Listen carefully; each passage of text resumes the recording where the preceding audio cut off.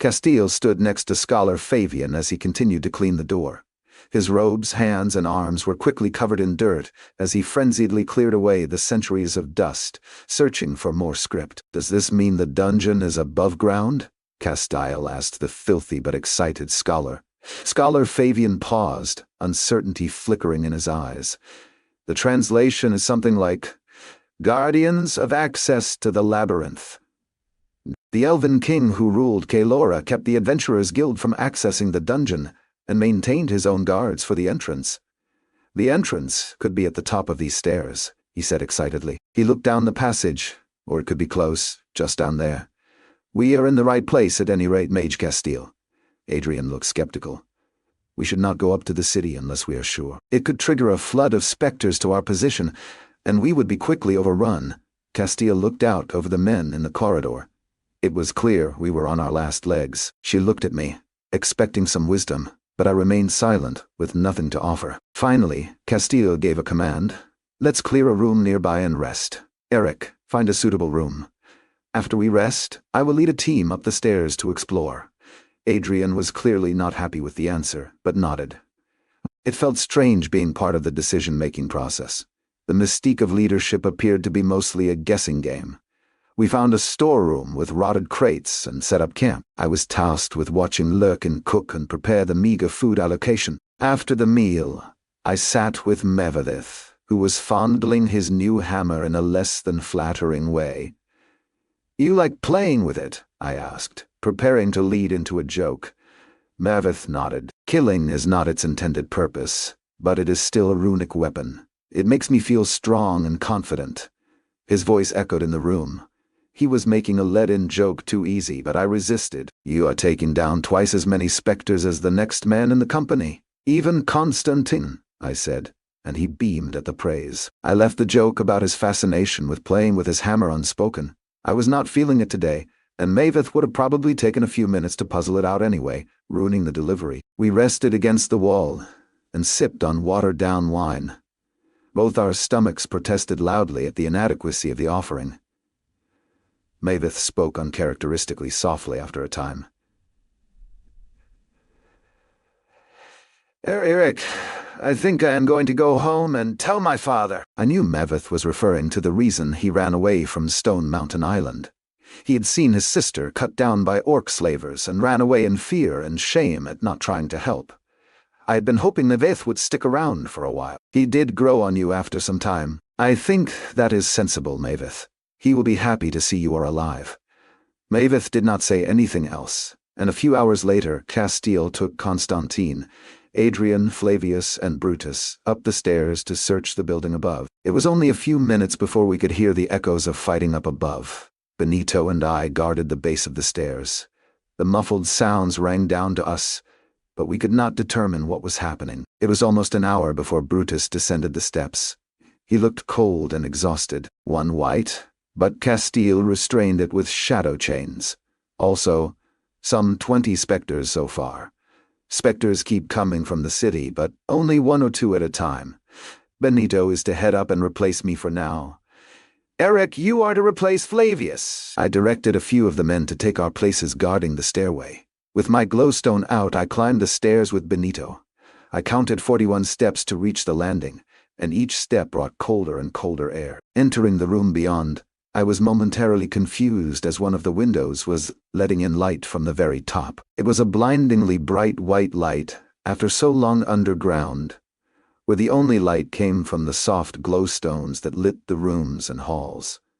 The rays of the sun felt almost foreign to my skin. Constantine was sitting on a stone table with Adrian. Castile was walking slowly around the room. A desiccated corpse in armor was sprawled across the floor, and other scattered skeletons dotted the room. I tore my eyes from the white, and the room looked like an intact tavern trapped in time. The windows were also intact, but the deep snow encased the building. Flavius studied me for a moment before he headed down the stairs to get some rest with the company. As I was figuring out the large open room, a specter walked through a wall near a window, and Constantine slid off the table and hacked it down in a flurry of sparks. Castile did not use the kettle immediately as she circled the room, entranced. Seeing Castile thinking, Adrian asked, "What is it, Castile?"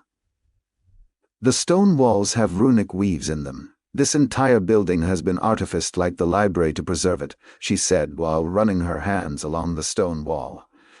To what purpose? Constantine asked while keeping watch over where the spectre had dissipated. Castile paused her exploration and used the kettle on the remnants, collecting the purple smoke so Constantine could sit down again.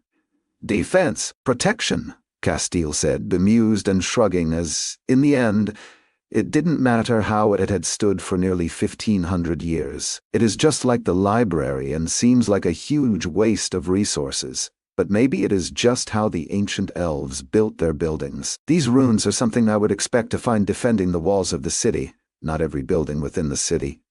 I could probably break the weaves as they are weak, but Castile went silent and thought. After a long silence, I interrupted Castile's musings.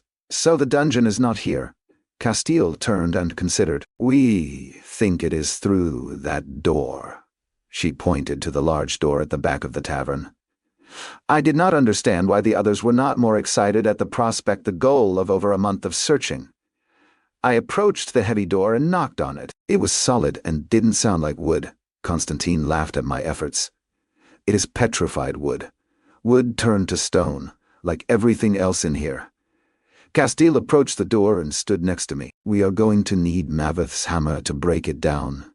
Whatever magic petrified the wood has sealed the door in place. We already tried opening it. We will check and clear the upper floors first. I am guessing this is the Elven version of an Adventurers Guild hall. Do you think we should have the company join us up here? Her question was directed at me. I sensed it was a test. I thought about it. No. If the specters can come through the walls, we might get rushed and be unable to retreat to the Undercity before being overrun. It is also much colder up here, I said as I watched the cloud of my breath expand and dissipate. Castile nodded and smirked. She addressed Adrian. Told you he could think and offer something. Adrian just shrugged, either at my answer or Castile's compliment of me. Adrian had said the same thing I had before we climbed the stairs, so I essentially agreed with him. Only one stairway led up near a large fireplace, and we all made it our way up the petrified steps. Our footfalls scraped on the stone as we reached the next floor. The stairs wrapped around, indicating even more floors. The hallway was lined with sealed stone doors. It was as if all the wood in the building had been turned to stone. We managed to break through one of the thin doors. The noise brought 5 specters, but the fight was over quickly. Constantine had us remain perfectly silent after the short fight so we could listen for any wights. We didn't hear any movement, but everyone was on edge. Inside the room was a bedroom with all the furniture turned to stone. Castile studied a chest and bed before tapping the stone bed frame. I think a powerful mage did this before he died. It must have happened when the Legion poisoned the city. The mage lashed out blindly while dying from the poison, petrifying all the wood in his spell's range. But that is just my best guess. We called Maveth after we got to the first room. Maveth was willing to use his new hammer to bash down door after door.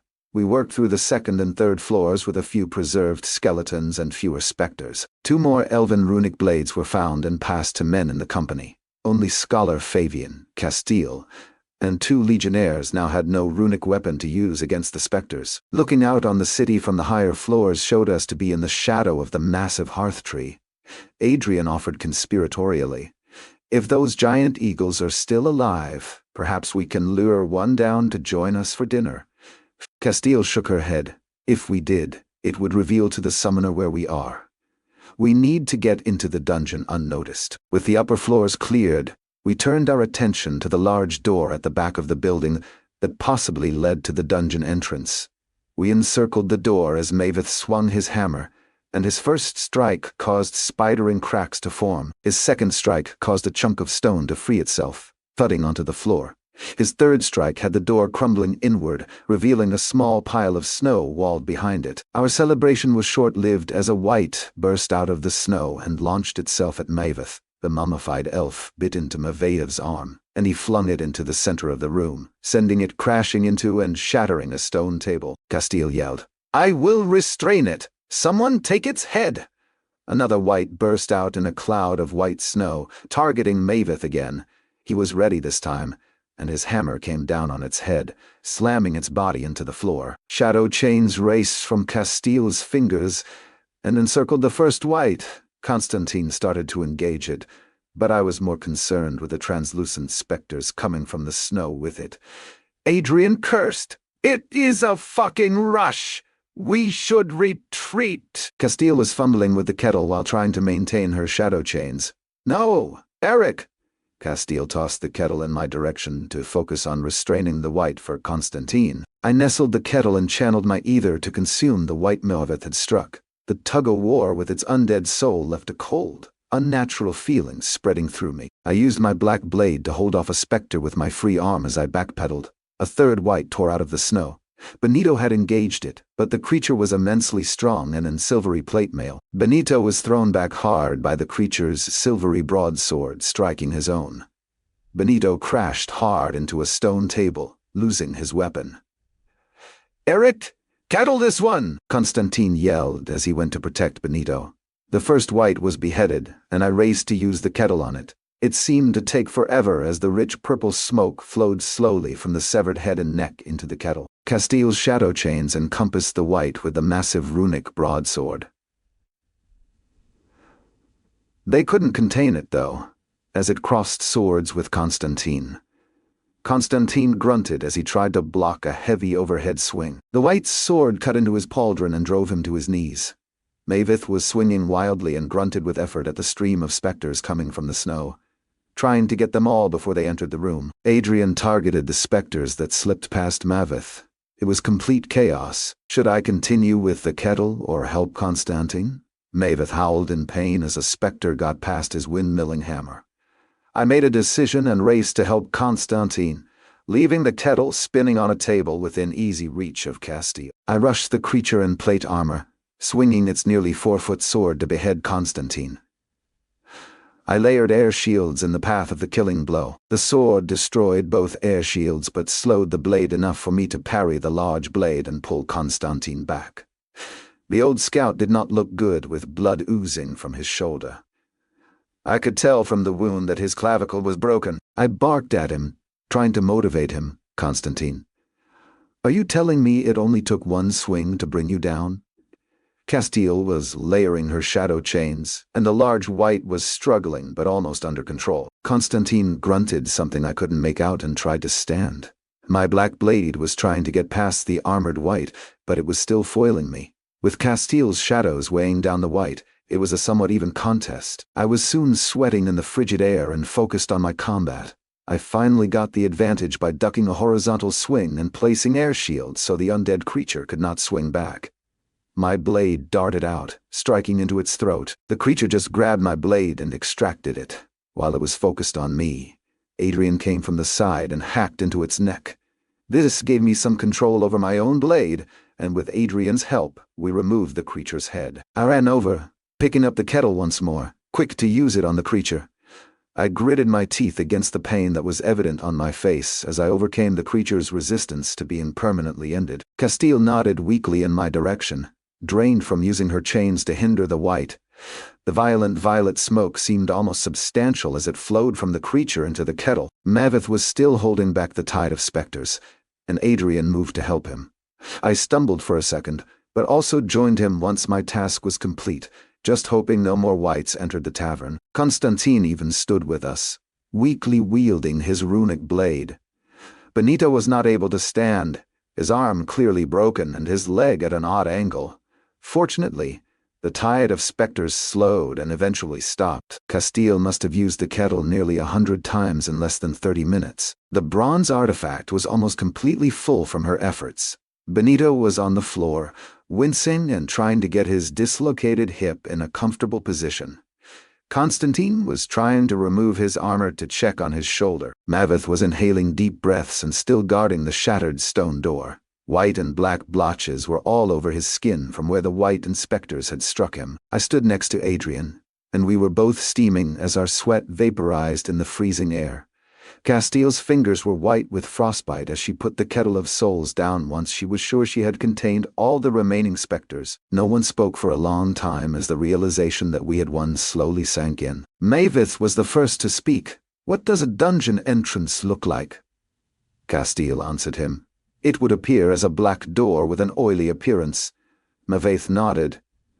"I think the dungeon is there, then." We all rushed to see where he was pointing. The snow blocked the majority of the doorway, and it was still extremely deep. But about 30 feet away, the top of a stone archway was visible above the snow, and a black, oily surface was just below the stone arch. We all stood there and studied the obvious dungeon entrance tantalizingly close. The sun was setting outside, and soon it would be hidden by the dark, but we were all certain we had found the entrance to the Shimmering Labyrinth. The black oil slick of the dungeon entrance protruded above the snow in sharp contrast to the white field. Castile held everyone back and looked up at the hearth tree canopy. The tree still had green leaves, but heavy snow covered them. There was also the threat of giant eagles somewhere in the branches, but no movement could be seen at the moment. Stack some tables against the shattered door for now. If there are any more wights nearby, I don't want them to surprise us. The petrified tables were fortunately not fused with the floor, and we wrestled them to cover the door, Maveth doing the heavy lifting but grimacing through his injuries. Castile worked her frozen hands together as she tried to warm them and sat down. Adrian ordered Constantine, "Check your injury with Linus. Inform the others we found the dungeon, and make sure they are well." Constantine hurried off, and I sat with Castile and Adrian at the table. Maveth slumped against a wall, struggling with his breathing as he recovered from the specter strikes. Castile opened our meeting with our injured men. Firth, Benito, and Constantine are too injured to fight.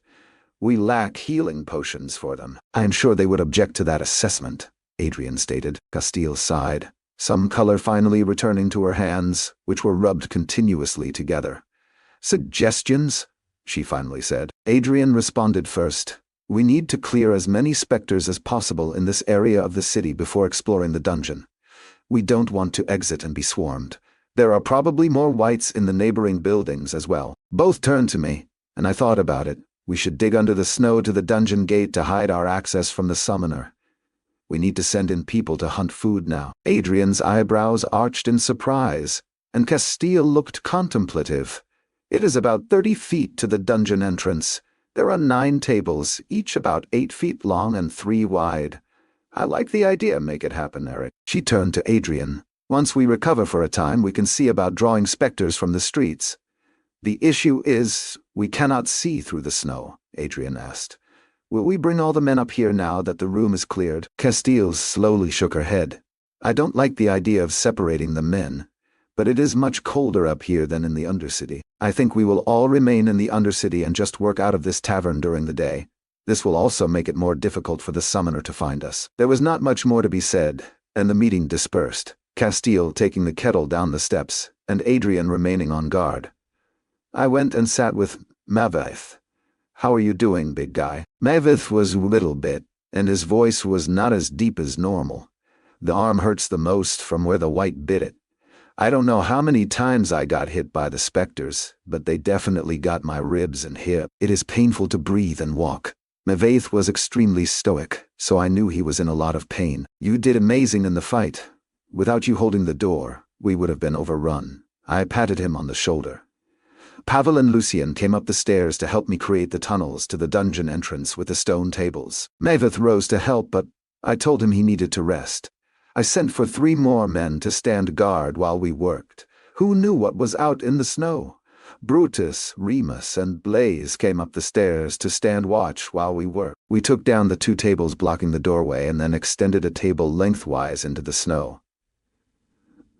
The snow was crystalline, powdery, and difficult to pack down. We tried anyway, packing the snow to the left and right and edging the table forward. We added more tables as we went. It was slow and extremely cold work. We were cautious as we proceeded and only stumbled across a single specter.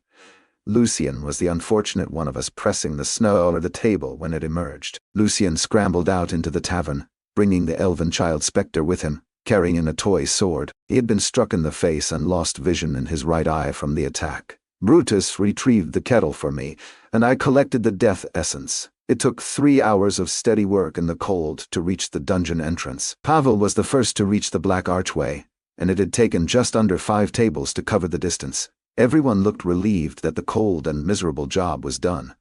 "We need to raise the tables up next," I informed them. They all groaned, so I said, We can take a break and find items to put under the table legs.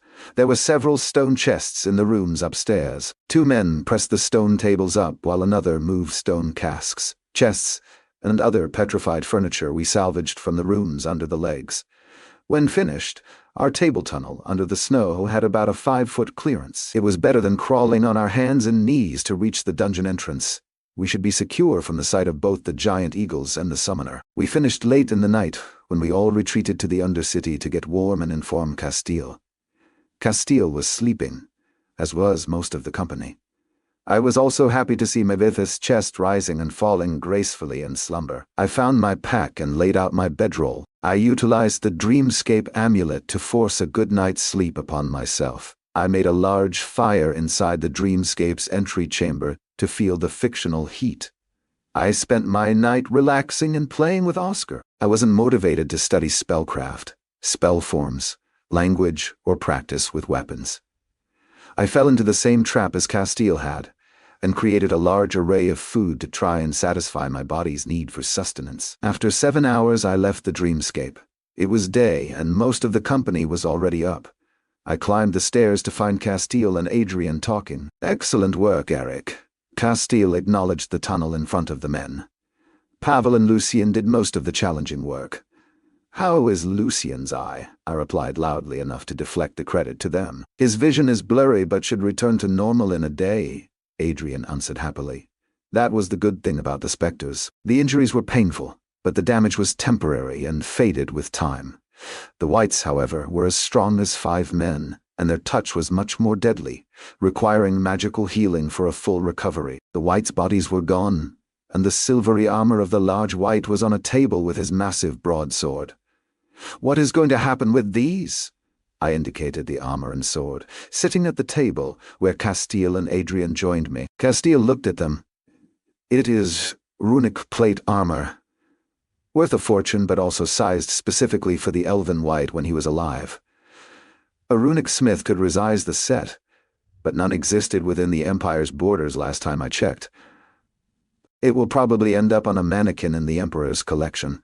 Adrian picked up the broadsword.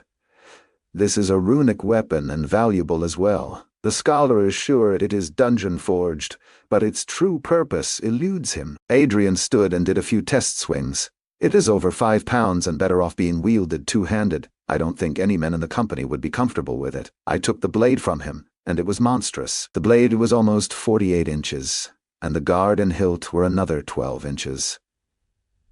Hefting the blade, I thought it was closer to 6 pounds, not 5. The white had wielded it one-handed, but I did not see how anyone could do it for more than a few swings. I placed it back on the table. "When are we going to explore the dungeon?" I inquired. "I already entered and exited," Adrian said, and my eyebrows shot up in surprise. Adrian did not like dungeons. He ignored my surprise and continued. "The exit was right behind me after I entered. It is called the Shimmering Labyrinth, because it is a maze, and the stone floor and ceiling emit a sparkling light," Castile added. Adrian and Colm went in after Adrian returned, and they appeared in different parts of the maze. I winced as that was not great news. We have not explored past the safe entry rooms yet. The dungeon has not been touched in centuries, so the creatures inside are probably quite a bit stronger, and we have no idea how large it is. "How difficult will it be to find each other once inside?" I asked, wondering if the plan was to send multiple men in at once. "Depends on the size of the maze." Sholofavian was hopeful we would find some tomes on the dungeon in the library. All he found were obscure references and a few children's tales. Castile reminded me, and I nodded, having collaborated with the scholar for most of our time in the city. "Bears and spiders," I recalled. Castile nodded. "Yes, in one of the children's tales, and some recipes in another book." "I will go in alone with the collector and attempt to harvest a creature." She slid the kettle across the table toward me. "You are one of the only other people capable of using this effectively. If I do not come out, it will be your responsibility." I was pretty confident Castile would not have an issue with whatever monster she encountered. I fingered the terribly unpleasant kettle. "When are you going in?" "In a few hours. We dealt with more than 20 specters this morning, and I am recovering from the white that wore this. She tapped the runic armor on the table. I remembered the purple smoke from that white had been almost solid when she harvested its death essence. I was not sure what to do, and Adrian suggested, "Go check on the injured men. Delma was never particularly good at empathizing with them. You can do better, Eric."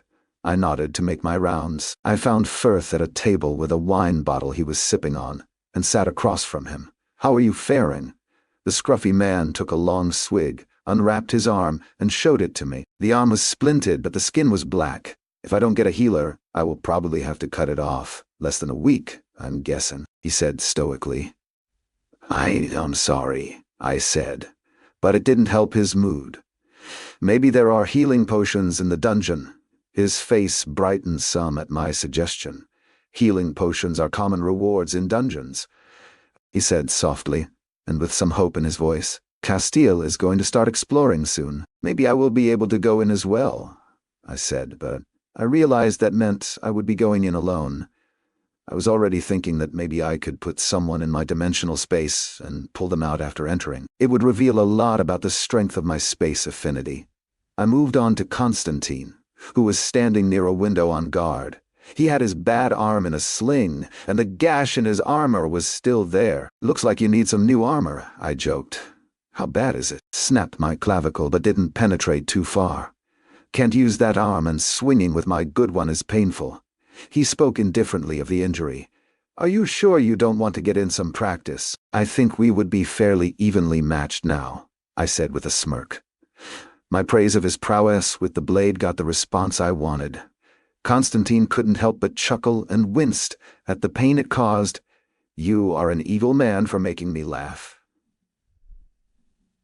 I patted the older man on his good shoulder as I moved on.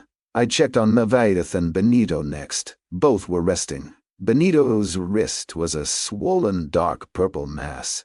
His eyes were closed, so I didn't wake him. Mavedith was still sleeping, and at least Mavedith's breathing sounded much better. Castile was getting ready to go into the dungeon, so I was on watch duty with the collector. The specters arrived infrequently in ones and twos, but I still flinched every time I had to use the artifact. It was getting easier, but it felt like I was a masochist for the effort. Castile was ready and walked down the snow tunnel, crouching slightly. Most of the men watched her as she made her progress. That dungeon was our best hope of survival. When she reached the oily black surface of the entrance, she paused only a second before being embraced by the blackness, snuffing out the glowstone in her hand. Everyone held their breath. No one spoke as we waited for Castile's return. I picked up the large, broad sword and started swinging it as a distraction, the kettle of souls on the table nearby. A fat specter wandered into the tavern through the doorway, and everyone paused. I don't think anyone had ever seen a fat elf before. The specter ignored everyone and made to go and sit at the bar, expecting to be served. With everyone paralyzed in disbelief, Constantine took action and grunted as he swung his runic weapon into the specter's back. Sparks flashed, and the specter moved faster than he had any right to. Constantine backpedaled in surprise. 2 runic arrows pierced the specter from Blaze and Pavel. Adrian's blade took it from the side, and Constantine regained his footing, managing another strike, forcing the specter to dissipate. I did my job and used the kettle on the remains. The resistance from the specter was much stronger, and I guessed that maybe it had been a poltergeist. After the kettle consumed the purple smoke, I dropped it heavily on the table. "That one was stronger than normal," Adrian commented. Blaze and Pavel retrieved their arrows, and we returned to waiting for Castile. Castile was gone for an hour when Mateo, who was watching the snow tunnel, announced her return. "Castile's back!" We all circled around the doorway as her glowstone approached the tunnel. Castile was dragging the corpse of a black spider the size of a dog. She was struggling with her prize but pulled it all the way to the center of the tavern. "Dinner is served," she said triumphantly, dropping the rope blade, looking at the grotesque-looking arachnid. I was the first to comment, "I don't think I have much of an appetite." The black spider had 8 thick, hairy legs. Each was as thick as my wrist and the hair thick enough to be wire. The worst part about the arachnid was the smell. Now, admittedly, after weeks in the city, none of us was very hygienic. But this spider emitted an odor that reminded me of pungent urine that had been sitting in the sun all day.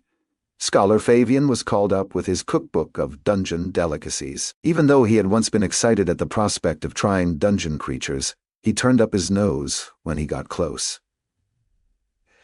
It looks like a repelling black spider. They are the only black spiders mentioned with thick, hairy legs within the recipes. Castile confirmed his guess. I entered a large room, and it dropped on it from above on its thread. Well, yes. Let us see. The legs should be boiled or steamed to start. Then they should be cracked open for the flesh. The flesh can be grilled with a glaze or baked with butter, the scholar recalled. Lurkin, our cook, noted sarcastically. Let me go and check the pantry. Nope. Don't have any of. He paused. We have a tiny bit of honey left. With a bad arm, Constantine put a damper on an early dinner.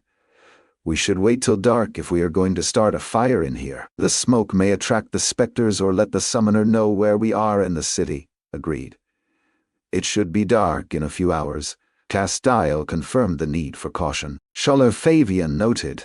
The book said you have about 8 hours before the spider meat starts to spoil. Lurkin nodded as he hauled the spider toward the fireplace in the tavern and began giving orders for water and the large cast iron pot to be hauled up from the space we were using in the Undercity. Castile motioned me to a table. I made my way to sit with Castile and Adrian. Castile opened with her experience in the dungeon. The entry was different from the one you described, Adrian. It was oval with 2 exits. Each exit led to an intersection about 40 feet down. I followed the corridors with my all-seeing eye, but the dungeon disrupted it when I was removed from the line of sight. What? Adrian interrupted with surprise. It is not unusual. The walls of the dungeon probably contain concentrated ether. If it is a maze, then it makes sense that the dungeon would have counters to exploring with magic. Castile sipped on her canteen before continuing. I stayed right and came to a large chamber, maybe 50 feet across. I teased out one of the spiders from the ceiling by stepping into the room and pulled it into the corridor before dispatching it.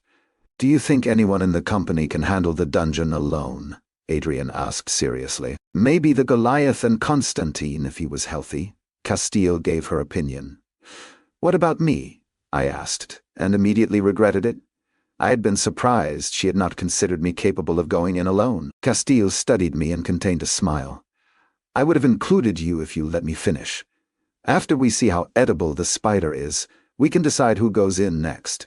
One of us has to remain here to use the kettle. I also condensed this. Castile placed a small sphere on the table. The dark pink sphere rolled on the table. It was a minor essence of coordination. Castile had carried Sebastian's large collector in her backpack, but it had been so long that I had forgotten about essences. My own stolen collector was designed for dungeons. Castile asked, "Who deserves this?" Adrian was quick to reply, "Benito has not fortified his coordination attribute, but his broken wrist hampers him, and he is not fighting effective at the moment." I put forth Mavith's name. Mavith prevented us from being overrun by the specters. He saved all our lives. The 2 of them made eye contact, and Castile stated and nodded. Mavith it is. Adrian pocketed the essence, for now to give to the Goliath later. Adrian tapped the table with his fingertips, thinking, are we going to try and map the dungeon? There can only be so many entry rooms. Let's plan on just getting some food into everyone first. There were supposed to be bears in the maze, but I didn't see any in the small area I explored. There was Elven writing on the wall, probably to alert the Delver which safe room they had arrived in and where to go. Castile informed us. Adrian thought momentarily. There was writing in the rooms I entered as well. Maybe we should send in the scholar to read the script and then return. Not yet. That first encounter was much too dangerous for one person. There were maybe a dozen of those spiders in the ceiling, waiting. I think we are missing something. Castile looked deep in thought. I thought about it too. If there are a fixed number of entry rooms, then couldn't you just keep exiting and returning until you end up in the same room as someone else? Perhaps. Adrian, why don't you try that with a legionnaire? We need to understand the rules of this dungeon, Castile ordered. Adrian stood and looked around the room, deciding. Flavius, you and I are going to try and puzzle out the labyrinth. Come with me. Castile also stood to whisper softly to him. Don't leave the safe room entrance. We will have food ready for you when you return." Flavius didn't look too enthused about being selected. He talked with Adrian briefly before they both headed down the snow tunnel. I was on kettle duty while Castile rested, and we waited for the sun to set. The fire was started as soon as it was dark, and the iron cauldron we hauled from the library had the water boiling. It took about 2 hours. The spider legs went into the water, and soon the entire tavern smelled like a wet dog. The cauldron foamed and boiled over, causing even more foul air to fill the space. 15 minutes later, Lurkin dragged the kettle off the coals and removed the steaming legs. They had turned white. "Perfect," Fabian said excitedly. "That is exactly how they should look. Just crack them open to retrieve the flesh and do the secondary cooking." Mavitten used his hammer to crack the hot legs, and the flesh inside didn't look or smell too terrible. It was rubbery and had an off-white color. Lurkin had set up a makeshift grill using the runic armor. It was too narrow and long for anyone in the company to wear it. It was gross when you thought a zombie elf had worn it for 1,500 years, but Lurkin first heated it in the fire, and this was no time to worry about such things. The glaze was a honey and wine mixture that he reduced in the pot. The first chunk of meat hit the runic armor and sizzled. It almost smelled like grilled chicken. He turned it and glazed the seared side, then turned it again and glazed the other side. The first piece of spider meat was ready for consumption. My mouth couldn't help but water, even knowing where it had come from. It actually smelled good. Everyone was in the tavern as the fireplace heated the room well, and the smell of cooked food was too powerful to ignore. The question was who was going to try it first. Lurkin held up the cooked flesh, and Matteo volunteered, "Give it to me. If I die a horrible death, I will haunt you for eternity, Lurkin." Lurkin wasn't fazed by the threat, and passed the seared spider flesh to Matteo. Everyone watched in anticipation as Matteo crunched into the piece. He chewed slowly, and a myriad of expressions crossed his face. He took a second and third bite. Through a mouthful, he announced, "It is actually kind of good." Lurkin soon cooked up rows of the spider flesh on the extremely expensive grill. When my turn came, and I bit into the crunchy and sweet outer crust, my long-forgotten taste buds came alive. The spider flesh texture reminded me of scallops. The actual taste of the flesh was somewhat bland and chewy, but definitely edible, with just a hint of sweetness from the honey wine glaze. Everyone received a palm-sized piece of spider meat. Unfortunately, the honey used in the glaze was all that Lurkin had left. I brought Castile a sample of the food and sat with her. She enjoyed the solid food as much as everyone else, but still managed to take almost half an hour to eat it. Mine had been devoured in just a few seconds. Adrian returned shortly after she finished, and he sat with us. Colm brought Adrian a piece of spider flesh and placed it in front of him. I could see his mouth watering, but he paused to give the unwelcome news first. "There are over 50 entry rooms." Flavius never moved, and I exited and returned nearly 100 times. I never appeared in the same room as him. Each entry room had Elvish script. He couldn't wait any longer. He tried the spider meat, and it was gone in 3 bites. Castile let him finish before asking her questions. "How did you know there were more than 50 entry points to the maze?" I marked the wall every time I entered. On my 9th re-entry into the dungeon, I was in the room I had marked 2. I never found Flavius in my 92 attempts to appear in the same room as Flavius before the agreed 2 hours were up. I could see Adrian keep looking toward the fire for more of the food. But 1 spider was just enough food for the 23 of us to get half of a meal. Castile seemed to consider, "Eric, you will go in tomorrow. Try to get 1 dungeon creature." Her face got worried. "I think I will not give you the collector in case you meet an unfortunate end. I understand," I replied reflexively. Castile suspected I had Duranda's collector, so this would be my first opportunity to see how it worked on dungeon creatures. I was also looking forward to entering the dungeon to have some privacy. I definitely wouldn't feel guilty now about eating some of the small amount of food left in my space now that the company had access to the dungeon. Adrian pointed at my chest. "You should probably leave your dreamscape amulet with Castile as well." Castile's face was impassive, and she had not asked to use it since she learned her nightmare spell. "Before I enter tomorrow, I will." I was reluctant to part with it. Lurkin extinguished the fire, and Adrian called for everyone to return to the Undercity room. The mood was positive and almost boisterous as we prepared to sleep. Castile forced 7 men to sleep with her nightmare spell, and 5 men remained on first watch. I slept next to Mavith, who continued to improve from the earlier fight. I entered the dreamscape, and immediately went to the spider bridge in the liminal space. I practiced fighting the large spiders for 8 hours. They were monstrous compared to Castile's harvest, but I figured the experience couldn't hurt. I then studied a bit more of the Elvish language, figuring every little bit would help if there was writing on the walls. When I exited the dreamscape, men were whispering nearby. The conversation seemed to revolve around the possibilities of more solid food today. The pressure was going to be on me to deliver. Castile led a lead element to the tavern, and we followed an hour later.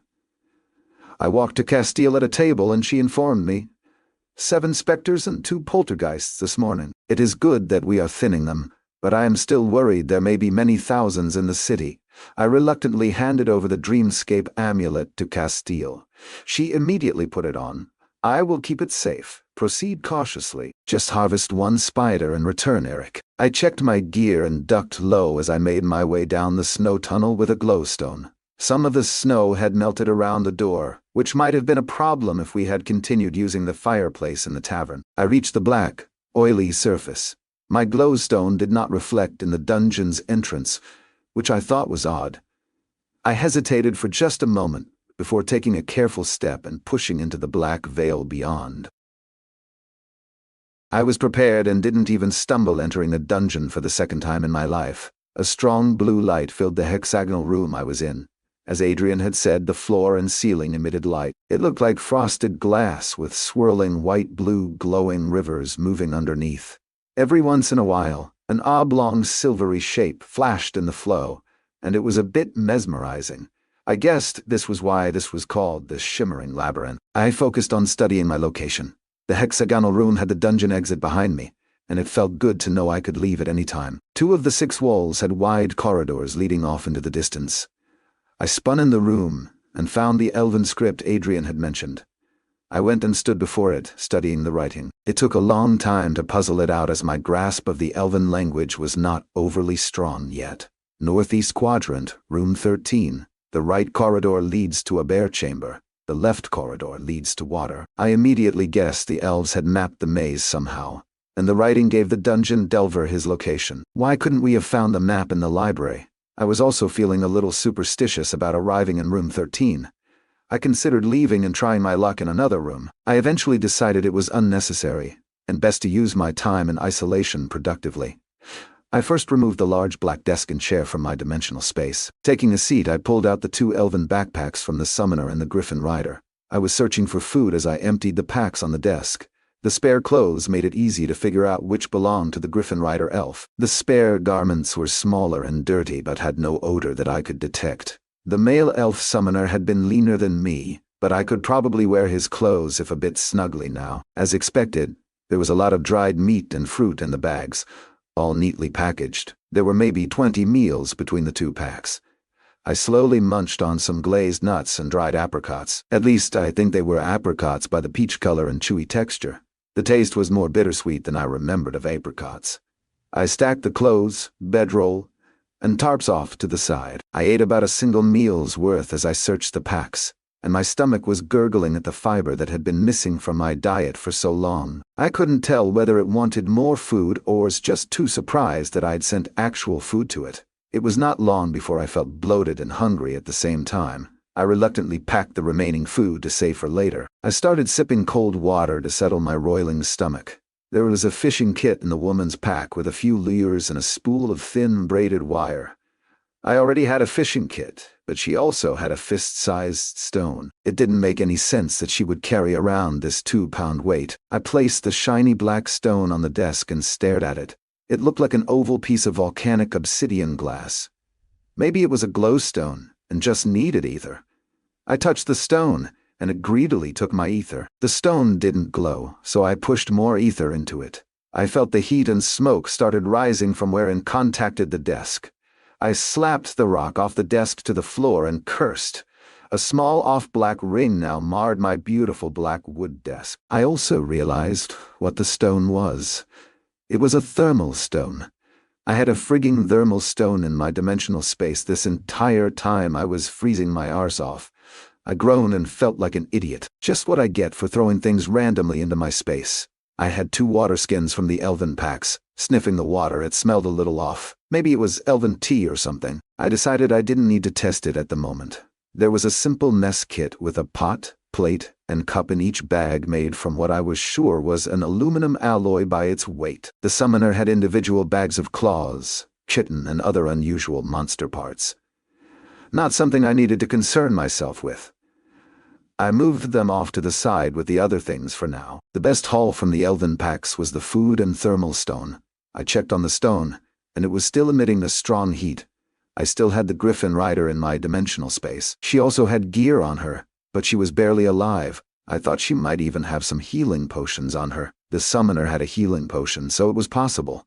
A few men in the company desperately needed healing potions. I was considering bringing her body out when, out of the corner of my eye, a movement flashed down at the end of one of the corridors. My heart started thudding as I thought entry rooms were safe rooms, and no dungeon creature could enter them. The movement down the corridor that the writing indicated led to a bear. I focused on the corridor, and something was definitely moving down there. I began to pack things back into my dimensional space, saving the thermal stone for last. The glossy black stone was still quite hot, but I didn't need to touch it to store it. Finishing my cleanup, I readied the Elven spear and walked toward the bear room. I moved as silently as my armor allowed, cautiously approaching the room.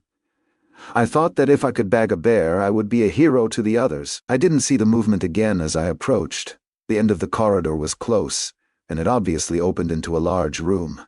I could hear water running and studied the room 10 feet from entering. The room looked about 100 feet across. The ceiling shot upwards to maybe 40 feet. Thankfully, I didn't see any movement up there in the river of light. A small waterfall on the far left fed a pool on the other side of the chamber. I had thought the other corridor led to water, but apparently there was water here as well. I edged forward, my armor accidentally scraping the wall and causing me to pause. I noticed the shoreline of the pool had a field of small dark gray mushrooms. The surface of the pool rippled, and a large gray furry mass rushed from the left and dove into the pool. If that was a bear, it was too damn big. I waited, completely still, and the massive bear emerged from the water with a long fish that reminded me of a pike in its mouth. It shook out its coat, a mist of water filling the air, snapped the fish in half with its powerful jaws, and then consumed each half noisily. Its massive head then looked up, and its black eyes stared directly at me. I shouldn't be surprised, as my red armor made me stand out even if I was still. I didn't know what to do. If there was just a single bear, I could deal with it. After a few minutes, the bear yawned and lay down, but it didn't take its eyes off of me. I assumed I needed to enter the room to draw its attack, but I couldn't surprise it now. What I needed was some type of distraction. I edged closer to the entrance to see if I could see any more of the large bears. As I got closer, it raised its head in anticipation. It looked like there was only one of the gray bears. I had plenty of either and enacted my plan.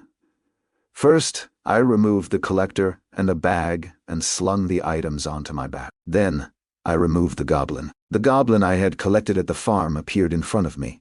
It was clearly massively confused because of the sudden change in the environment. No time had passed since I had captured it, and this room was much brighter than the dark barn in which I had captured it.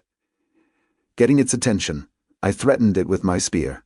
It got the message, tumbling backward and into the room. The massive bear lurched up and charged at the unsuspecting goblin. I felt a little evil feeding the goblin to the bear, but it was the best way to make sure the dungeon creature was alone and distracted. I edged forward as the bear charged, ready to take its head. The goblin's somersault brought it around enough to see its fate charging. The goblin regained its feet, flight instincts taking hold as it raced toward another exit. The bear changed direction, skidding momentarily on the floor, to chase the tiny creature. I paused at the entrance to take in the entire room. There were 2 exits and just one bear. With the bear currently chasing the goblin in a direction away from me, I entered the room and raced after the 2 of them. The goblin dashed right into a passage, and the bear's momentum took it past the entrance and roared in frustration as its prey escaped down the tunnel while it skidded to a stop. The bear spun and faced me, growling in challenge, but it was within my range. I already had the overlay of a box ready and removed the bear's head, sending it into my dimensional space. My aether bottomed out satisfactorily at my quick victory. It remained standing, the body awaiting orders from the brain as the heart-pumped blood spurts out its neck at me. I evaded its final attack and remained on alert. The patter of the feet of the fleeing goblin echoed in the distance. I was sure it would eventually meet its demise to a spider, bear, or some other horror in the dungeon. Seconds passed, and the bear slowly crumbled to the ground with a large puddle of blood in front of it. I didn't know how creatures reformed in a dungeon other than that they eventually did. The dungeon would also eventually reclaim the corpse, so I needed to work fast. I approached the wet bear and got to work. I skinned a large section of the pelt using the Elven runic dagger. Then I started working on the flesh, removing the legs at the joints and carving off meat sections along the belly, ribs, and back inexpertly. I was soon a bloody mess, and not sure if I was getting the best cuts of meat, but going for the large, easy muscles. I told myself Lurkin and Mavaith could scold me later. If anyone complained, they could come and kill their own bear. The bear had easily been over 1,000 pounds, and I had almost 100 pounds of meat on the hide. I planned to drag it back to the portal. As soon as my ether recovered enough, I removed the collector from the bag and used it on the bear. As the smoke coalesced above the disc, my anticipation rose. It had been quite some time since I had used it. The smoke seemed thick, and from experience, I knew dungeons left for a time returned powerful essences from their creatures. The sphere that formed was apex-sized and dark orange in color. An essence of power. I gently rolled it off the collector's center into my hand and consumed it on the spot. Unexpectedly, my stomach groaned in protest. I doubled over in intense abdominal pain that laced through me in waves. I instinctively knew it was because the essence needed some caloric assistance to complete its work. I sat hard on the ground and pulled out the Elven food. I didn't taste the dried fruit and jerky as I rapidly consumed what I could. I ate almost a quarter of the Elven rations before I felt the essence finish its work. I probably didn't need to eat anything, but my instincts were telling me it was the right thing to do to help get the most out of the essence. My stomach felt full to bursting, and I rolled to continue my work on the bear. I paused with the 6x6 pelt stacked to quarters and other bits of meat. I looked at the mushrooms. Constantine should know if they were safe to eat. I cleared off a small section of the hide and dragged it toward the water. I proceeded to create a large pile of mushrooms on the hide, away from the bloody meat. The water surface churned behind me as one large fish surfaced for a moment, reminding me of their presence. Carefully at the pool's edge, I stared into the water, and the light illuminated quite deep. I could see large elongated fish swimming toward the bottom like I was looking into a massive fish tank. I had 2 sets of wire fishing lines in my storage. I was not thinking much about adding fish to our company's diet, but a little variety couldn't hurt. Besides, perhaps the fish might offer some essence spheres. Maybe it was too much to hope for, but Doranda's collector supposedly yielded an essence from all dungeon creatures, which meant even the harmless creatures in here, like the fish, should yield one. I finished with the mushrooms first and made to wash the bear's blood off my arms and armor in the pool. The red cloud caused the fish to go into a frenzy, coming to the surface. Maybe they were savoring the defeat of their lifelong mortal enemy in the dungeon. I eagerly retrieved the fishing line with a lure and used the spear as my pole. The lure only touched the surface before the first pike bit it. I pulled the prize to shore past the mushrooms and inserted the dagger behind the eyes, severing its spinal cord. The fish stilled, and I reached for the collector. Light wisps of aether life essence pulled from the 30-inch-long fish. It seemed to take longer than normal, but a minor essence eventually formed. I was too giddy at my success, and the dark green sphere rolled toward the mushrooms. I snagged it before it got too far as it was headed toward the pool. The marble was dark green, the quickness attribute. I looked into the pool, grinning. How many fish were in it? I had 12 fish in my dimensional storage an hour later. I figured I would surprise the men with my fishing skills after they praised me for my hunting and gathering skills. I hadn't emptied the pool, but the fish had wisened up some and were not biting the lure. I also did not see much movement deeper in the water, so maybe I had thinned their population. I dropped the bear's head into the water in appreciation of the fish's contribution. As it sunk to the bottom, a feeding frenzy ensued at the bottom of the pool. I had been gone for over 5 hours. I figured Castile and the company were probably worried about me. I grabbed the corners of my bear carpet and started pulling my harvest toward the dungeon exit. I noticed an alcove in the wall as I pulled my feast. Dropping the corners, I inspected it to find a small granite box. It was the dungeon reward for completing the room. I had forgotten about that little tidbit. I was excited to see what was inside. The box rattled as I picked it up. It was solid, and there was no way to access the contents. I cracked the box using the runic dagger's hilt, and the stone crumbled away. Large blank silver coins spilled out, rattling on the ground. I sifted through the rubble, finding 15 large silver coins, maybe an ounce each. There was also a single vial of some potion. I couldn't read the runic writing identifying the contents, but maybe Castile could. I grabbed the corners again and started down the corridor to the dungeon exit. It was time to eat. I tightened my grip on the bear pelt and stepped through the portal. My senses were on alert, but I was not prepared to walk straight into Brutus. "What in Pluto's realm?" he barked at me. "Eric, you're alive?" He turned around and Felix was right behind him. "Eric's back. Move back and let him out." There was someone behind Felix as well, a small train of men. It was a little bit of a cluster getting everyone to turn around and exit the narrow snow tunnel in full, now ill-fitted armor. I don't think they saw what I was pulling behind me. The company men were excited to see me alive as I entered the tavern, Matteo cheerfully said. "Told you he was still alive." Eric could go to bed with a Medusa in a brothel and come back satisfied with a smile.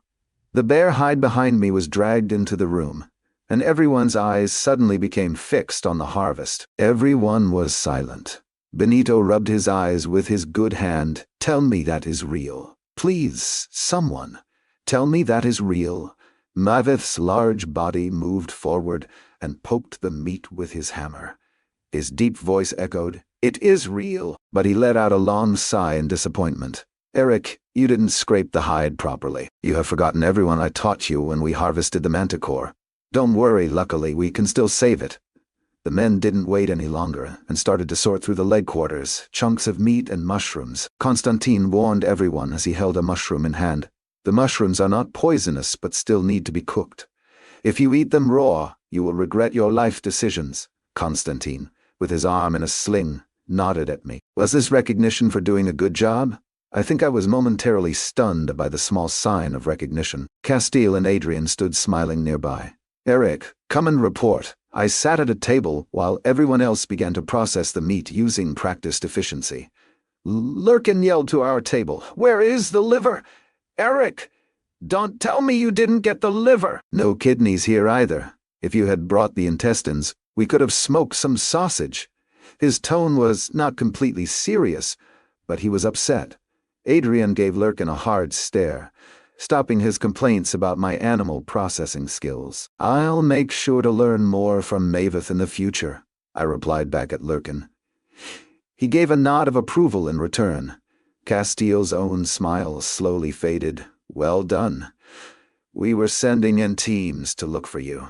"Teams?" I said, confused. Adrian warmed his hands and cracked his knuckles. "Yes, we figured out how the dungeon worked. You need to be in contact with the others as you enter the portal. Up to 4 people can enter together this way. There is one team of 4 already inside the dungeon, but they should be back soon as they were not to leave the entry room. We started a mapping effort after you did not return."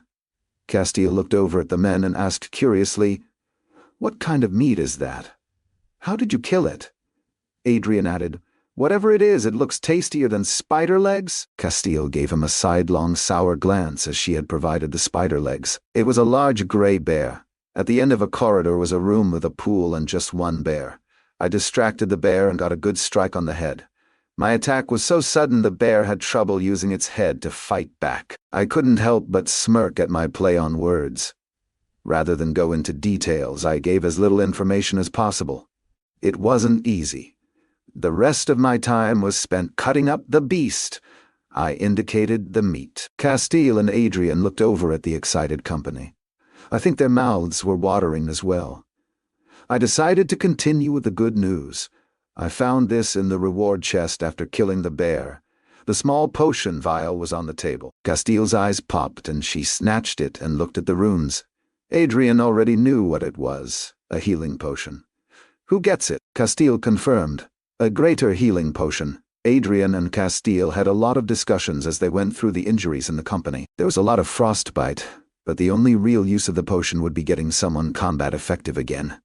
That meant Constantine was the most likely candidate. Their discussion narrowed it down to Constantine or Maveth. Castile looked at me. Maveth is in some pain but should be fine, especially if we can claim more of these. She hadn't released the potion from her grip. Constantine will heal with time, but if we are going to explore the dungeon, having our best scout capable would be the best use of it. The decision was made. Adrian addressed me. Go give it to him. Castile reluctantly placed it on the table, and I could see why. Her fingertips were black, and she had been hiding the advanced frostbite from us. Lurkin rushed over to our table. Can we start a fire? I know it is not dark yet, but the men might start eating the meat raw if I don't cook it soon, and bear needs to be cooked properly to be eaten safely. It is incredibly tough and greasy if not cooked properly. I was about to produce the thermal stone, but paused. I had stuffed the box in my dimensional space with fish. Castile was considering the request. I decided to show my last ace. I have some fish, too, I announced.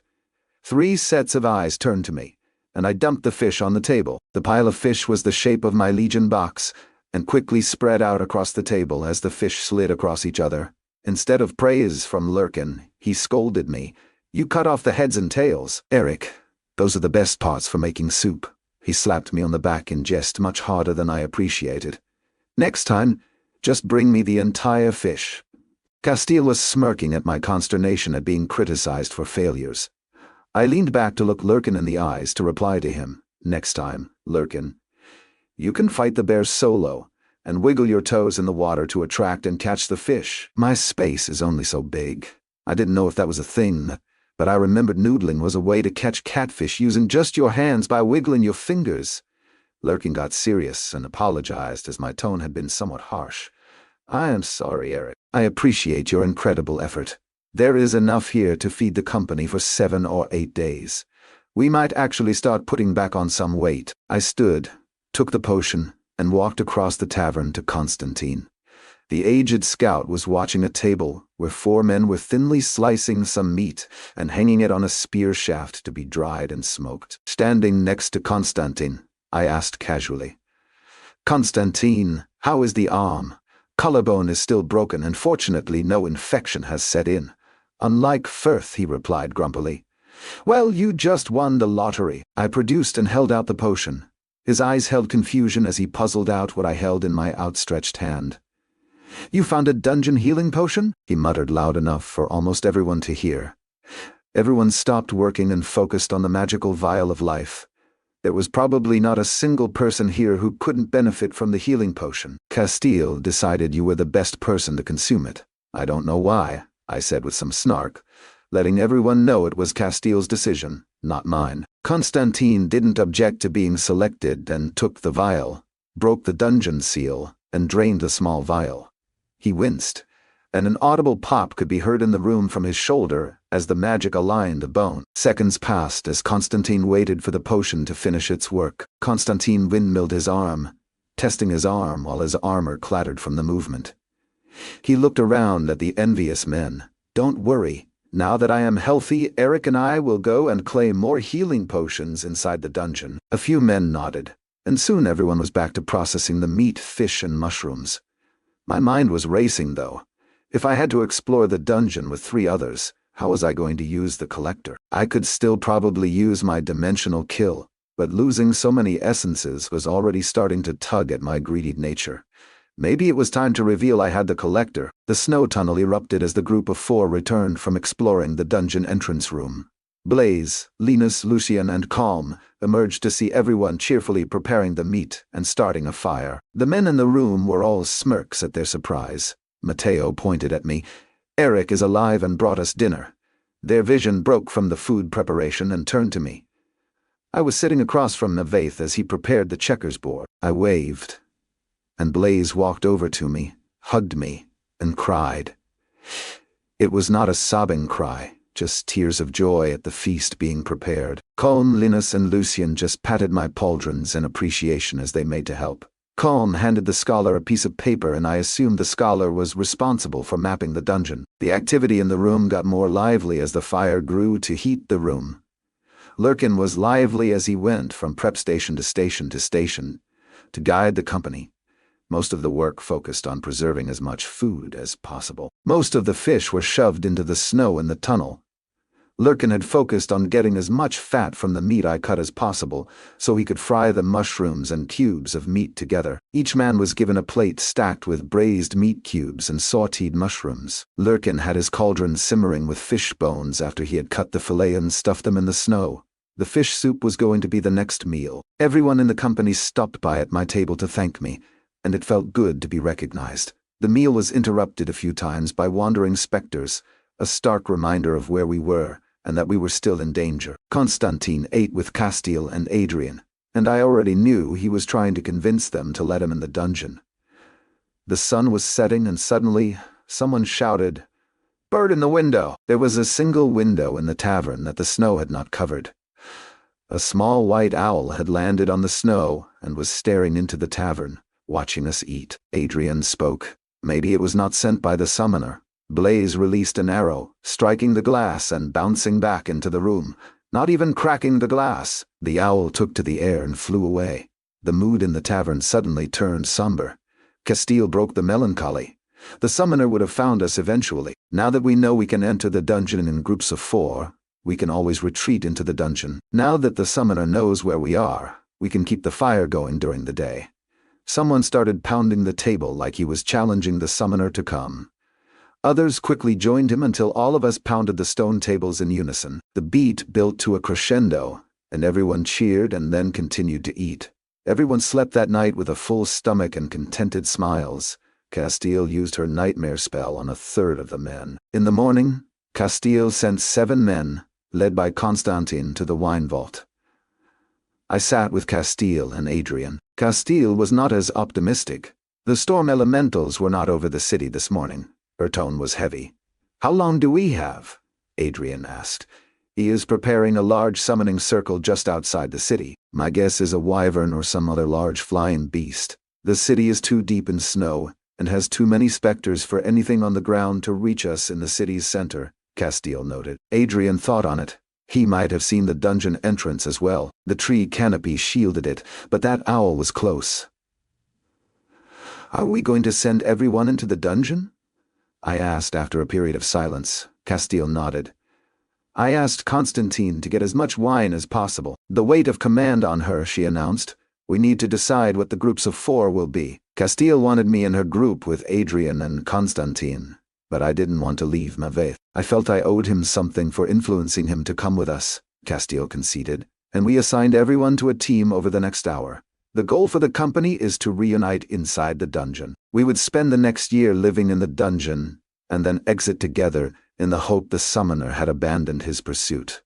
I looked at the groups and hoped I made a good choice in lobbying for my entry team. Castile, Adrian, Constantine, Blaze Firth, Wiley, Matteo, Felix in one squad, Eric, Maveth, Scholar Fabian, Brutus in one squad, Lucien, Benito, Pavel, Lurkin in one squad, Calm, Linus, Dante, Flavius in one squad, Cyrus, Soren, Remus in one squad.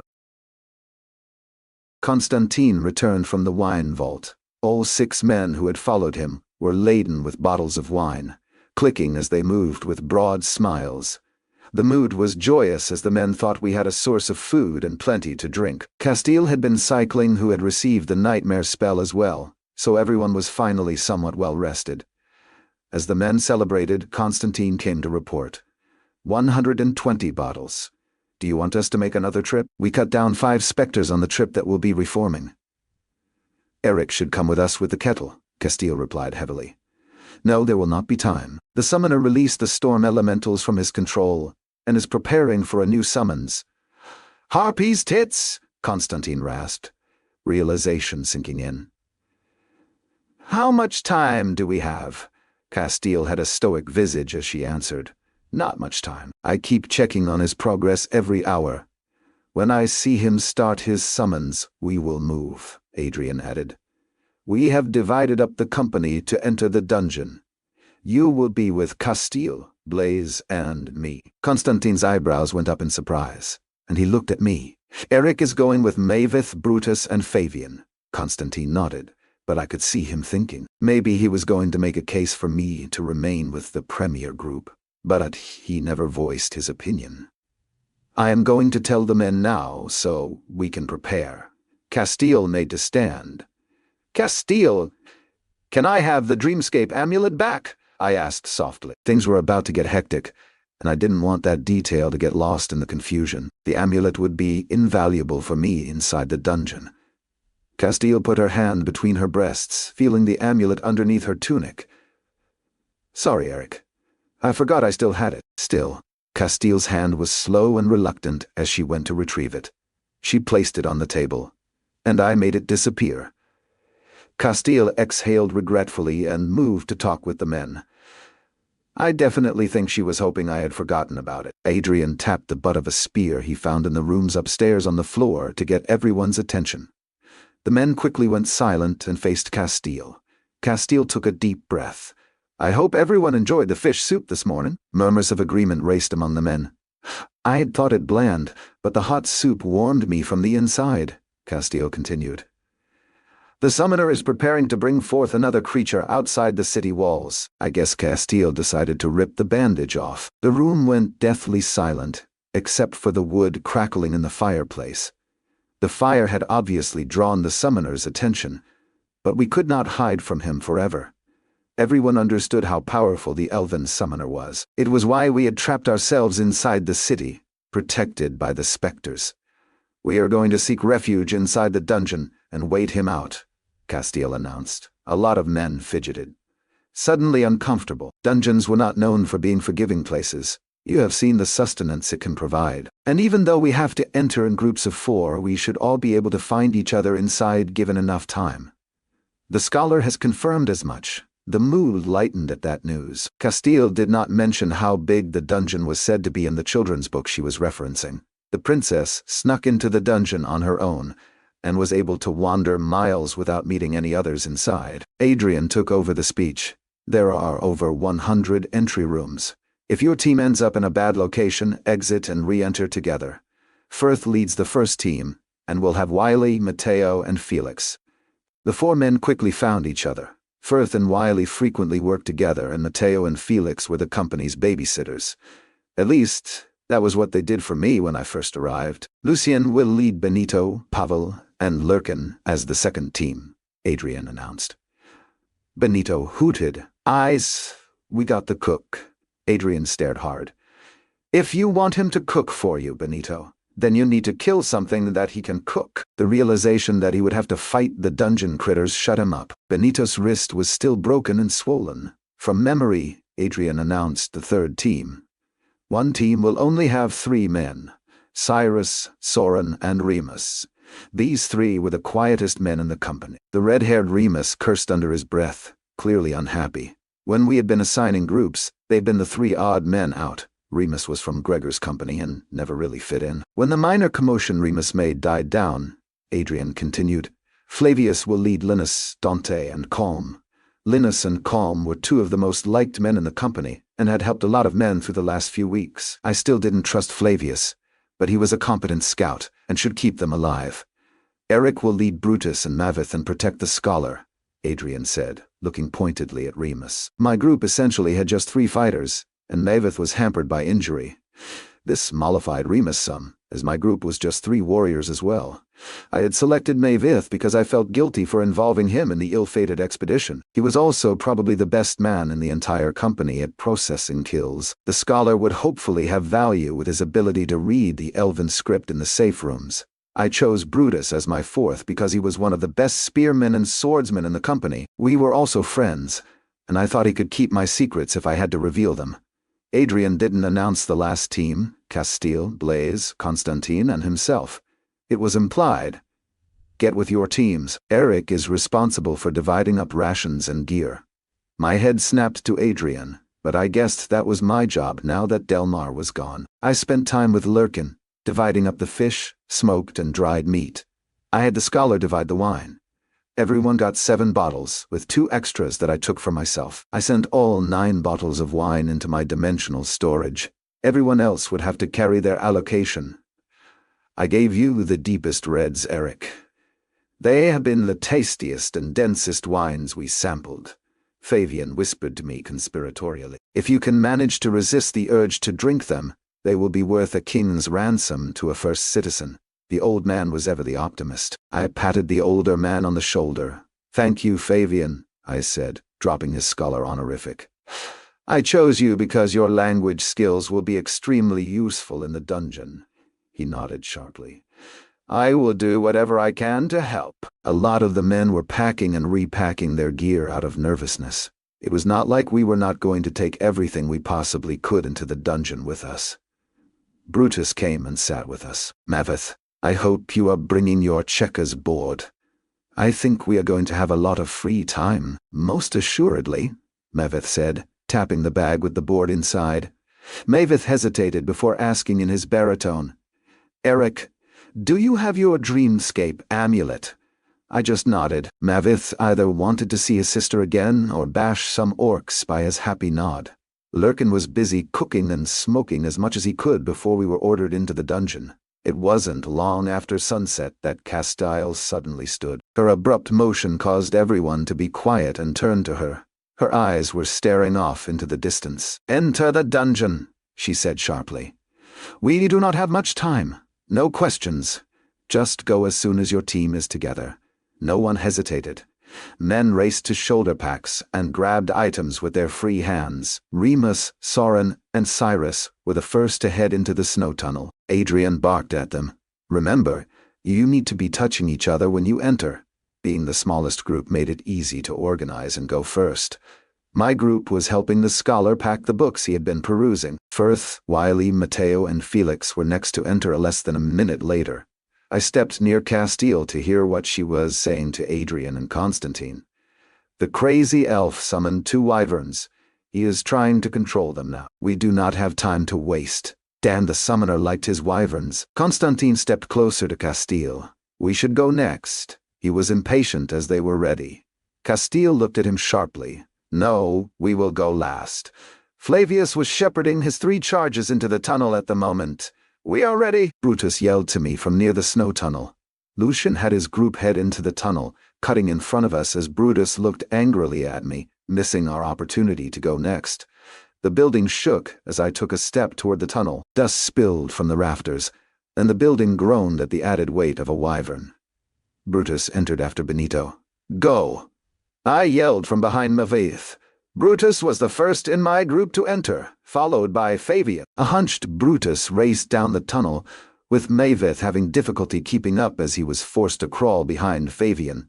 I was hunched over, pushing Maveth's ass to move faster. Blaze was behind me, the first member of the last group, Castile's group. Move faster, he anxiously yelled as the snow above us suddenly thudded with debris as the wyvern destroyed the building. Chunks of wood and stone rained down, thudding into the stone tables that served as the tunnel's ceiling. Some bricks even made it through the snow to our sides. The gate seemed so far away in the light of a dropped glowstone midway. A specter appeared right in front of me from the snowpack on my right. There was no way to draw my sword, but fortunately I had the Elven runic dagger. Maveth howled as the specter plowed into his hips. I stabbed repeatedly until the specter faded from existence. I realized Castile had the Kettle of Souls, so leaving the dungeon without it would be a problem. But that was a problem for future me. It is a rush of specters out here. Adrian's voice rang back in the tavern. The wyverns tearing the tavern apart had attracted specters in the city to rush the building.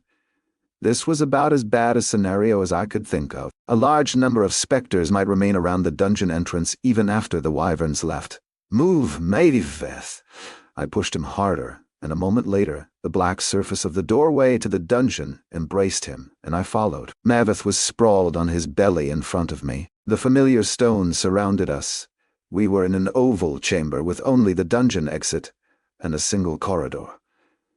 I breathed a sigh of relief. Maveth, are you okay? He groaned as he rolled over onto his back, rubbing his hip where the specter had contacted him. Wait, where are Fabian and Brutus? Maveth sat up slowly, a pained, apologetic look on his face. "Sorry, Eric. When the specter hit me, I lost contact with Scholar Fabian. I shoved him forward through the portal, thinking we would be overrun. I was not sure if I should be angry with Maveth. We had made it into the dungeon. I hoped the last group with Castile and the Kettle of Souls also made it." Maveth stood and had trouble putting weight on his leg. I knew the effect of the specter's attack would fade in a day or so. I pulled out the elven food from my dimensional space. Maveth's eyes went wide at the variety and amount. "Where were you keeping all this?" "I divided the elf rations in half and handed it to Mavaeth. I kept a little in reserve. I need you strong to help in this dungeon. Eat what you can. We can harvest more food from the dungeon." I walked the outer wall, finding the elven script I was searching for. "Unknown quadrant. 2 shapeshifters in the room at the end of the corridor. Extremely dangerous." Well, shit. "It is beautiful," Maveth noted. He was staring at the ceiling. "The flowing river of lights and silvery flashes might be beautiful if you didn't know you were in a dungeon that was trying to kill you." "Yes, Maveth, it is." I couldn't get angry with the Goliath as our teamwork was going to be important in getting through this. "What do you know about shape changers? That is what is down this corridor," I pointed. Maveth moved painfully to look down the corridor. It looked to go for maybe 100 feet before opening into a room. Maveth considered my question. "Many creatures can change shape. Doppelgangers are the most common in cities. I have never met one, at least not one I was aware of. The elves wrote that they were extremely dangerous." "Can you fight?" I asked my friend, and he affectionately rubbed the head of his hammer on his belt. "Can we wait a day? I should regain movement and feeling in my leg by then," Maveth said, rubbing at his hip. I nodded as waiting made sense.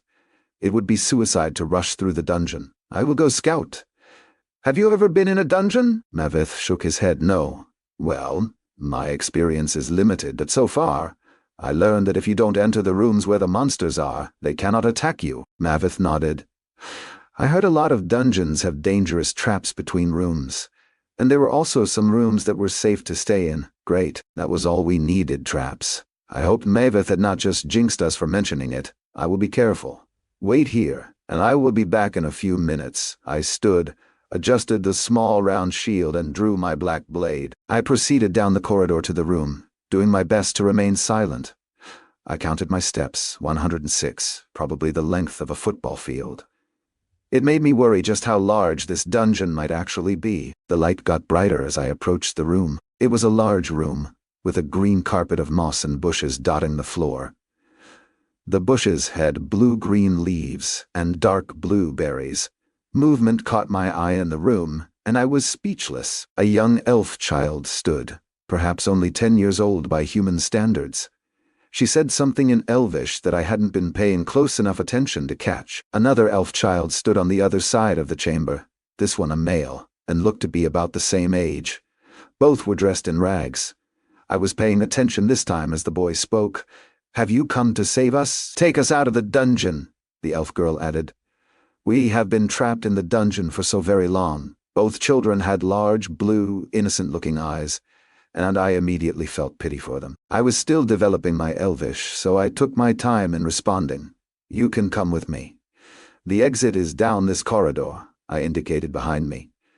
"I already knew these were the creatures in the warning written on the wall." "Really?" the female said excitedly. "Can you come and help us carry our treasure out? You can have some for saving us." I almost wanted to laugh at the obvious trap.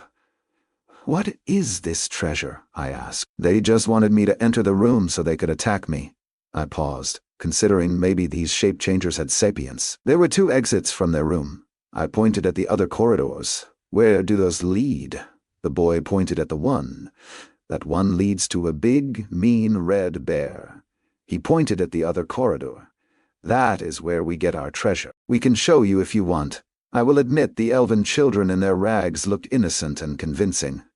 Maybe the elves of Kaelora were fooled by the act. I knew no one had entered the dungeon in 1500 years, so still being children was impossible. Also, the warning on the wall helped. The children kept trying to lure me inside the chamber as I examined the mossy floor. Was there a danger there as well? Were those berries good to eat? I wished the scholar or even Constantine was here. Did I just wish for Constantine? Well, his ability to know if something was safe to eat anyway. The elven girl started to approach cautiously, almost like I was the monster. She stopped 10 feet from me, well within my range. I remained calm and unthreatening. "If you don't want our treasure, maybe you want something else," she said provocatively. I aligned a box over her head and attempted to move it into my dimensional space. I let out a small smile as I used my dimensional storage. I woke on the ground moments later with a splitting headache. The two elf children standing at the entrance, evil smirks on their faces. "Look at the poor soldier boy," the girl said. "Did he hurt himself? He tried something and failed. He is a failure." The boy mocked me. I stood slowly, my aether barely recovered from bottoming out. The weird thing was that the shape changer had not resisted my attempt. It was like my ability had rebounded at the entrance to the room. I backed away from the smirking monsters, thinking about what just happened. I was making a wild guess. The monsters could not leave the room, so if you have a ranged weapon or spell, you could kill the creatures from the doorway. I needed to test my theory further. I waited until my ether recovered and removed a bow and a single arrow from my storage.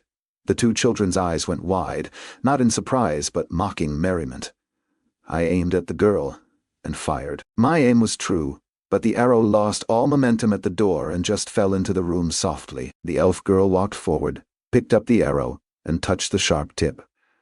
"I don't think he wants to play with us," she said, locking eyes with me. She blinked, and her blue eyes went completely yellow before they were back to blue in the next blink. I started backing up as the two started laughing in a musical tone. I returned to find Maveth sitting against the wall. Several empty bags were nearby him from the elven rations I had given him. Maveth handed me a half-full bottle of wine. "What did you find, Eric?" "Two demon tricksters were masquerading as children," I said, sitting down next to him. "They are blocking us from exploring further in the labyrinth, so we will have to deal with them. But that is a problem for tomorrow." I finished the half bottle of wine and relieved myself along one of the walls. We set up our bedrolls just to the left of the exit of the dungeon. We were going to have to trust that we were safe in the entry room. I placed the amulet around my neck and told Maveth I was going into the dreamscape. He acknowledged my words before falling asleep himself. Maveth was too exhausted to even ask to join me. Entering the dreamscape, I was in the entry room as normal. I walked to the scorpion room, where I had stashed everything and everyone. I silenced the people and went to my bookshelf. I added a dozen of the elven books I had not gotten to yet, and then pulled a book on ether shaping. During my time in the dungeon, I would focus on my magic, hoping to find magic essences in here eventually. Learning a displacement spell form was a waste of time, and I didn't have spell form manuals for my other high affinities. Oscar sat in my lap while I studied. Seeing we would not play, I spent 8 hours inside the dreamscape going through the ether shaping and channeling exercises that I learned Damien, the healer, back during Legion training before exiting. The practice inside the dreamscape was always more effective, and I made progress in my control of the ether, even though I was fairly sure my shaping had already been maxed. My limiting factor was my aether shaping attribute. Maveth was still sleeping when I exited, his breathing hoarse but deep. I needed to get him a healing potion. My aether was over half recovered, and I stood. There was no point hiding things now. We were going to be dependent on each other. I pulled out the elven tablet table. I was cleaning it when Maveth stirred and woke. He looked confused at the table. "Where did that come from?" "I picked it up in the Undercity. Have you never seen one before?" "It is a tablet reader," I said nonchalantly. Maveth's brow was furrowed, and he was perplexed. I could see his mind working on the problem, and he came to the correct conclusion. "Your dimensional space is much bigger than everyone thinks." "Bingo! Bingo!" Maveth replied, once again confused and trying to puzzle out the meaning. "Don't worry about it, Maveth. I wanted to show you this to prove my dimensional space is slightly bigger than you thought."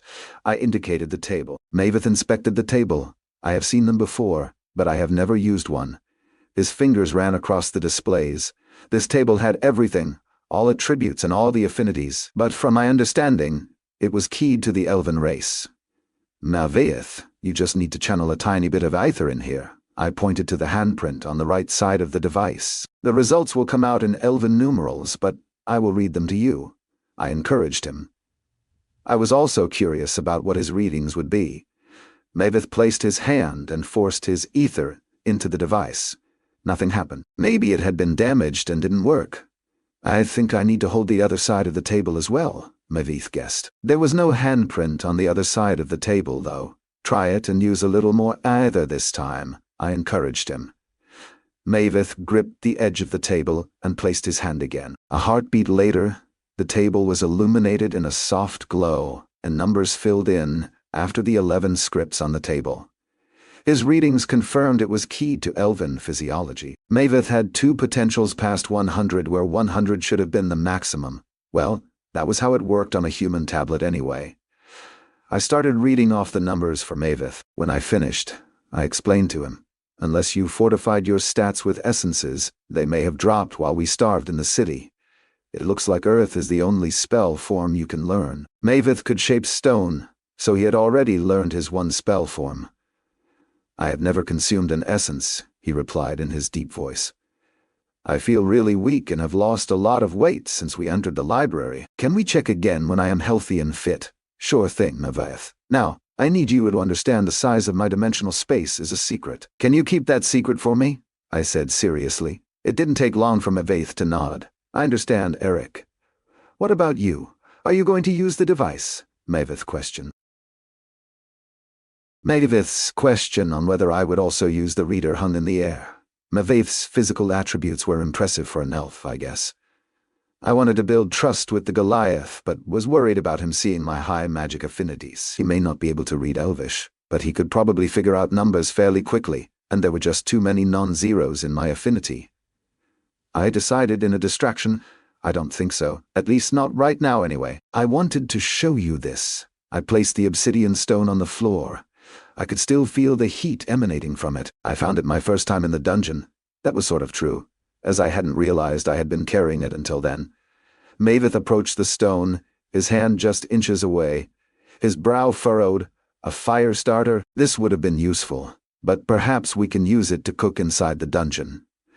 Brutus had most of our firewood in his pack, exactly what I was thinking. But I just thought it was thermal stone for heating a room, I replied, feeling the heat for myself. The air in the dungeon was cool but not cold. Mavith apparently knew a little bit about thermal stones. There are different grades of thermal stones. It depends on how fast they can convert either into heat. The material they are made from is mined and shaped on Stone Mountain Island, and artificers from around the world purchase it from Goliath miners and crafters, he said proudly. He touched the stone and drew his hand back. This is a high-quality fire starter. The more ether you channel into it, the hotter it will get. To cook, just channel the ether until it turns red. The gray-skinned Goliath considered the stone. It should remain hot for an hour or so before cooling off slowly based on its size. How long do they last? How many times can I charge it? Mavith shrugged, going to his pack for materials to cook. As long as the stone is not damaged, it should last forever. My father, he paused. My father had one passed down from my great-grandfather. We should cook something, Mavith said excitedly. He had a lot of weight to put back on, so I was not surprised. He went to his pack and pulled out the mostly frozen fillet. He soon hummed to himself as he charged the stone to red color and carefully balanced the pot on the stone. He meticulously watched and cooked the fish. Without oil, the skin stuck to the pan, but Mavith didn't seem to care about the lost nutrition. He was happy about the normalcy of cooking and reminiscing about cooking with the thermal stone. The smell of the cooking fish soon permeated the room, and as Mavith focused on that task, I figured out how to clear the tablet reader. The surface was blank, and without Mavith seeing it, I activated it, cleared it, and returned it to my dimensional space. I took a place to sit along the wall to puzzle out my reading. I had to think way back to my last reading to calculate the changes in my head. None of my affinities for magic had changed. My physical, mental, and magical attributes had changed. Some of them had even decreased. The first thing I tried to puzzle out was with the essences I had consumed. My potentials seemed right in line with expectations. But if this tablet reader were made for the Elven physiology, wouldn't my potentials be different? Some type of sliding scale? The second part of my confusion was the decrease in my attributes. With weeks of starvation, it made sense I would lose attributes. I was probably 25 pounds lighter, if not more. Maybe I would recover quickly with the more food that I consumed. I thought back to the other men in the company, and our fighting effectiveness had definitely dropped. but not as much as you would think for how little we were eating. Constantine had mentioned that the essences fortified your attributes and made it more difficult to lose ground over time. Maybe my slow aging also played an effect in helping mediate my losses. I thought I had fared much better than a lot of the others in the company. Maveth had finished cooking and presented me with half the large fillet. The fish was flaky and tasted buttery except for the tiny strings of cartilage, which I had just swallowed. Maveth ate contentedly as well, savoring the fish while the fire started slowly changing from red to black in its cooling process. "Are you healthy enough to fight?" I asked Maveth a while after the meal. He nodded slowly. "I can swing my hammer. What are we facing? 2 shapeshifters that are masquerading as elven children. They tried to trick me to come into the room. The room is covered in a carpet of green moss. I am not sure if it conceals any danger." I pointed at the wall. Apparently, this room was an unpopular starting point, as the elves did not map it. Maveth stood painfully, wincing as he stood.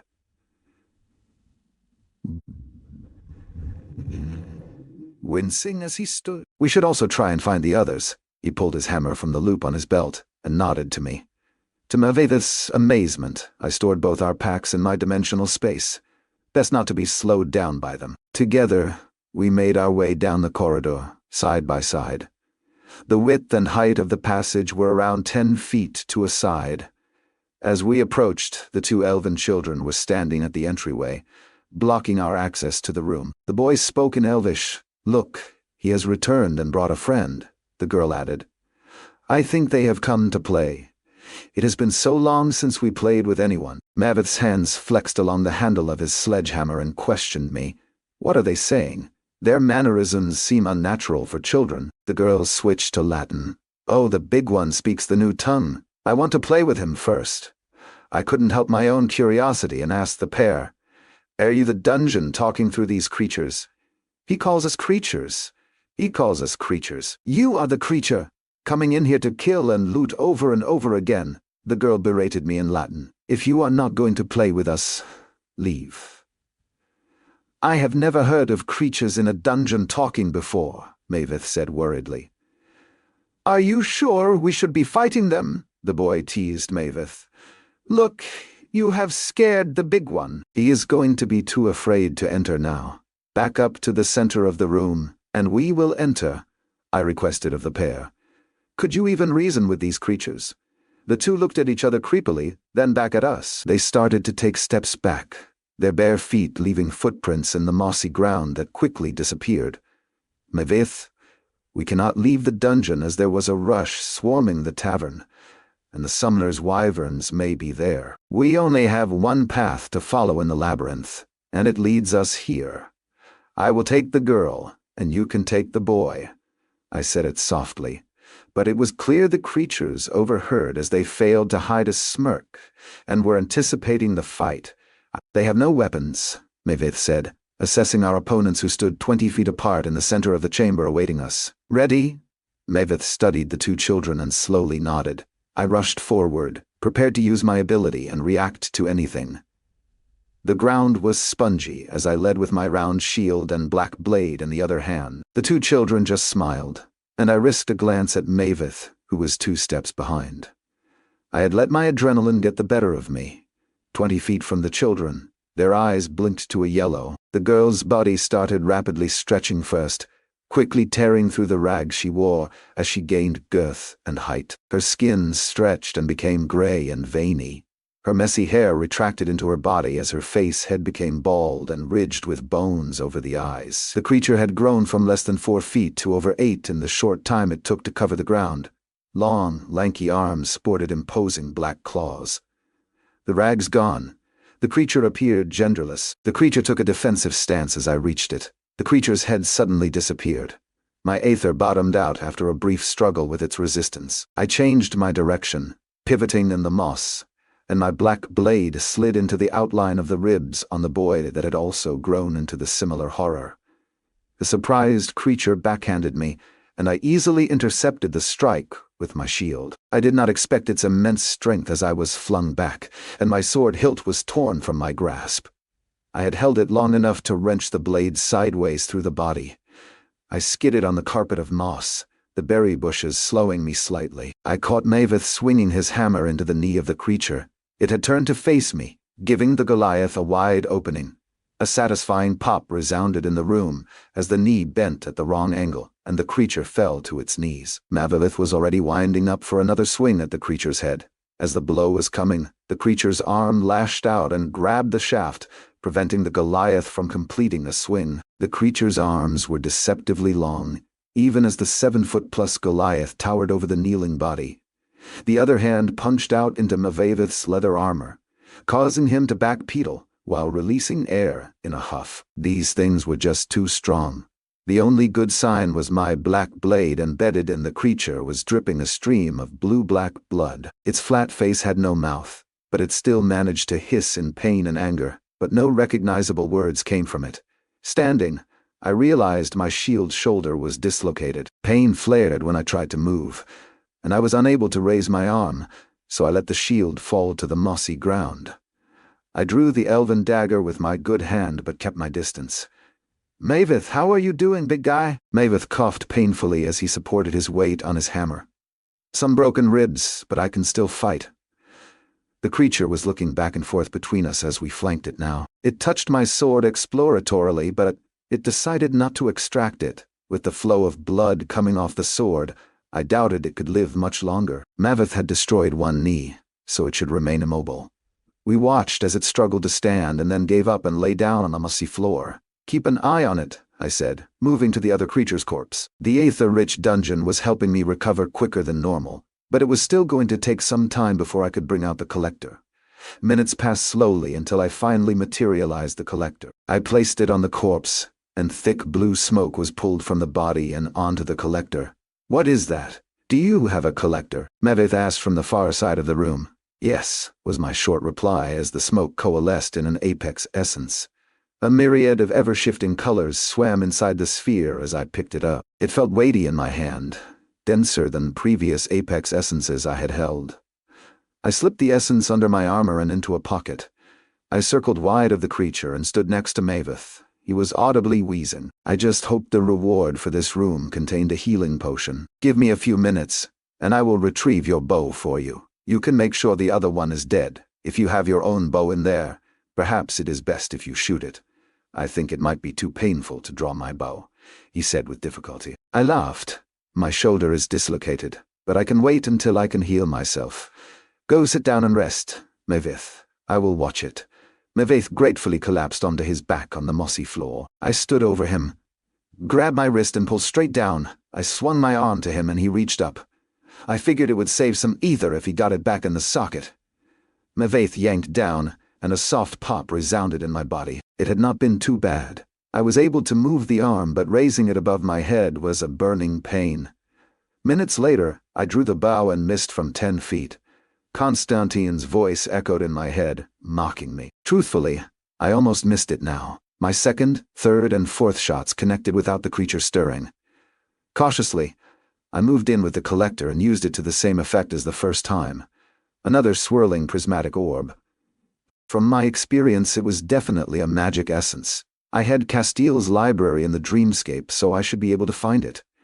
Now, if I were a reward chest, where would I be hiding? The reward chest was not challenging to find. It was in the middle of a bush, and was the same solid stone box I had found before, with no way to open it other than shattering it. This one was slightly larger, which gave me hope for a good haul. I turned it in my hand and it clinked with coins and something heavier. I went to Maveth and sat beside him, shaking the box. "Got the reward chest here, Maveth. Hoping it contains a healing potion for you?" Maveth looked over, interest and hope clearly on his face. I smashed the box with the elven dagger hilt and it crumbled like before when I compromised it. I sifted through the debris and found 36 large blank silver coins and an apex essence in the mossy carpet. The golf ball-sized sphere was a faded purple. Intelligence, if I remember correctly. "Did it have a healing potion?" Maveth asked, rolling on his side to look at the loot. "No. It is just some silver coins and an apex essence," I replied, holding up the sphere. "Apex?" Maveth questioned, sitting up. "What does that mean?" Essences come in 3 sizes. The smallest are called lesser or minor essences, depending on who you ask and what you read. I produced the minor dark green quickness essence and handed it to him. The middle size is called greater or major essences. They are about twice the diameter of the minor ones. I let Mavith study the minor essence before continuing. The final ones are called apex essences. They are highly valued because they can raise your potential. I handed him the light purple sphere I had just obtained. Mavith turned the balls in his hand and focused on them. Flavius asked me if I ever saw you use an essence collector that matches that description. What did you tell him, Mavith? I asked. Curious. I said no. He looked at me. Did you have that the entire time? You should have used it on the manticores. Mavith's tired voice rumbled. I did. I was able to harvest all 3 of the manticores while you were recovering in the cabin.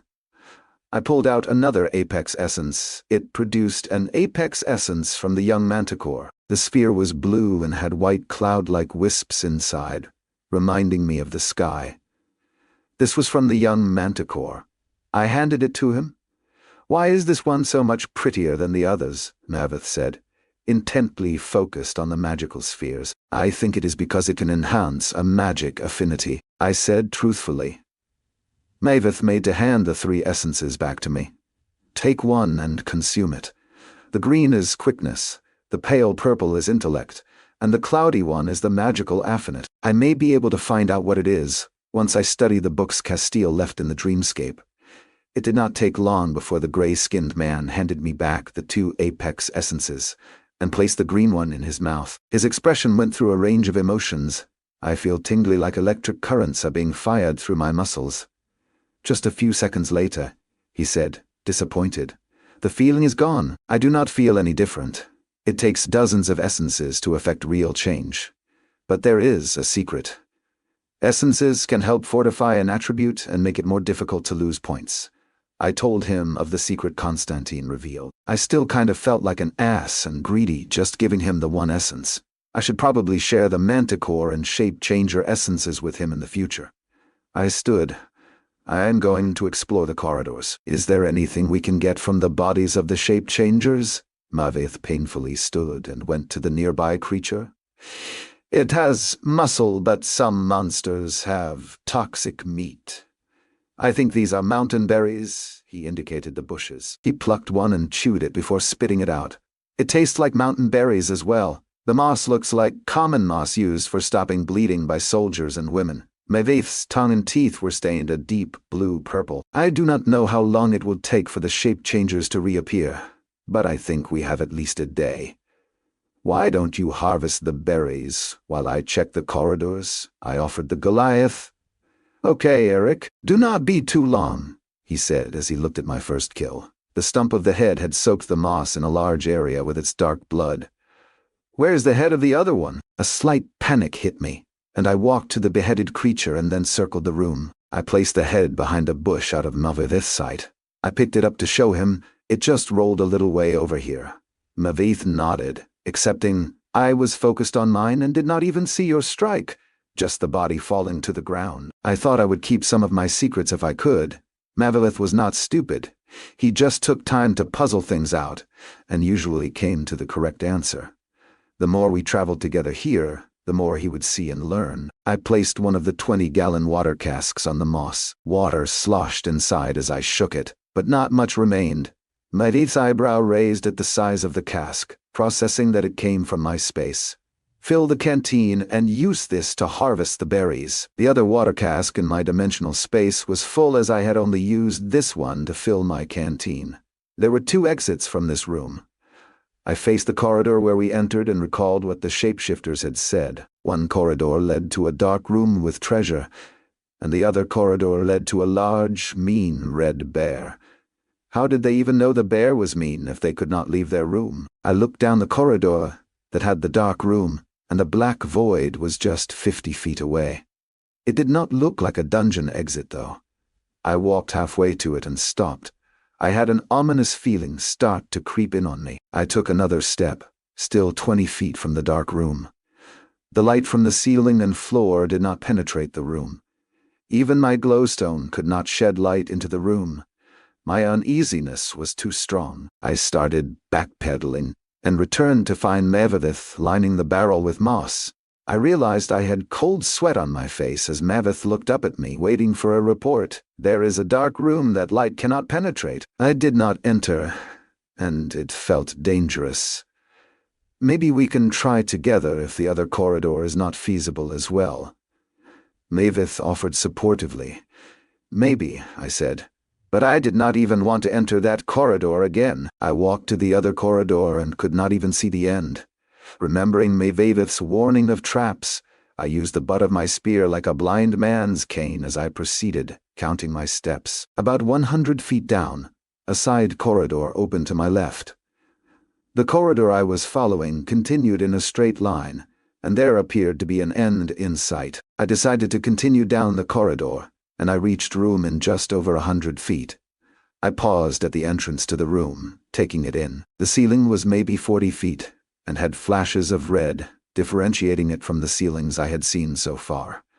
The room was also a massive hexagon, maybe 80 feet across. A massive mound of earth dominated the chamber's center, and the floor appeared to be a soft black soil. Around the chamber were 9 apple trees that I could see, but maybe more beyond the mound I could not. I did not see an exit from the room, but the mound blocked my line of sight.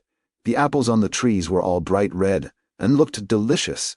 I studied the room, not wanting to take a step in. I remembered the lesson with the scorpion, where I'd been trapped inside after entering. I finally picked something out. There were bear prints in the soil.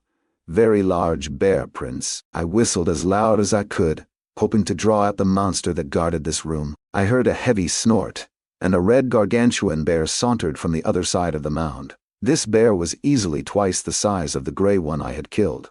Its body rippled with fat and muscle as it walked. It had short red hair that seemed to shimmer like flame. The bear noticed me but did not charge. It just walked to one of the apple trees, its massive head sniffing, finding an apple it liked, and its long tongue wrapped around, pulling it free. It crunched into the apple, its massive jaws crushing it and causing a foamy drool to form. It eyed me as it ate apple after apple. It was clearly waiting for me to enter. Was there just one red bear? It did not look like a normal bear. Did it have a hidden power? I stepped into the room hesitantly. The corridor did not seal behind, allowing me to exhale in relief. The bear finished its current apple but did not charge me. It just watched me. I realized this bear was much smarter than a normal bear. It knew I could run if it charged. It yawned, acting unconcerned, but took a half step in my direction.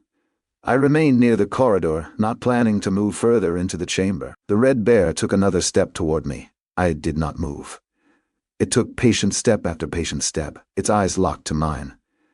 Its head was at eye level with me as it approached. The eyes were a deep red, almost black, as it approached.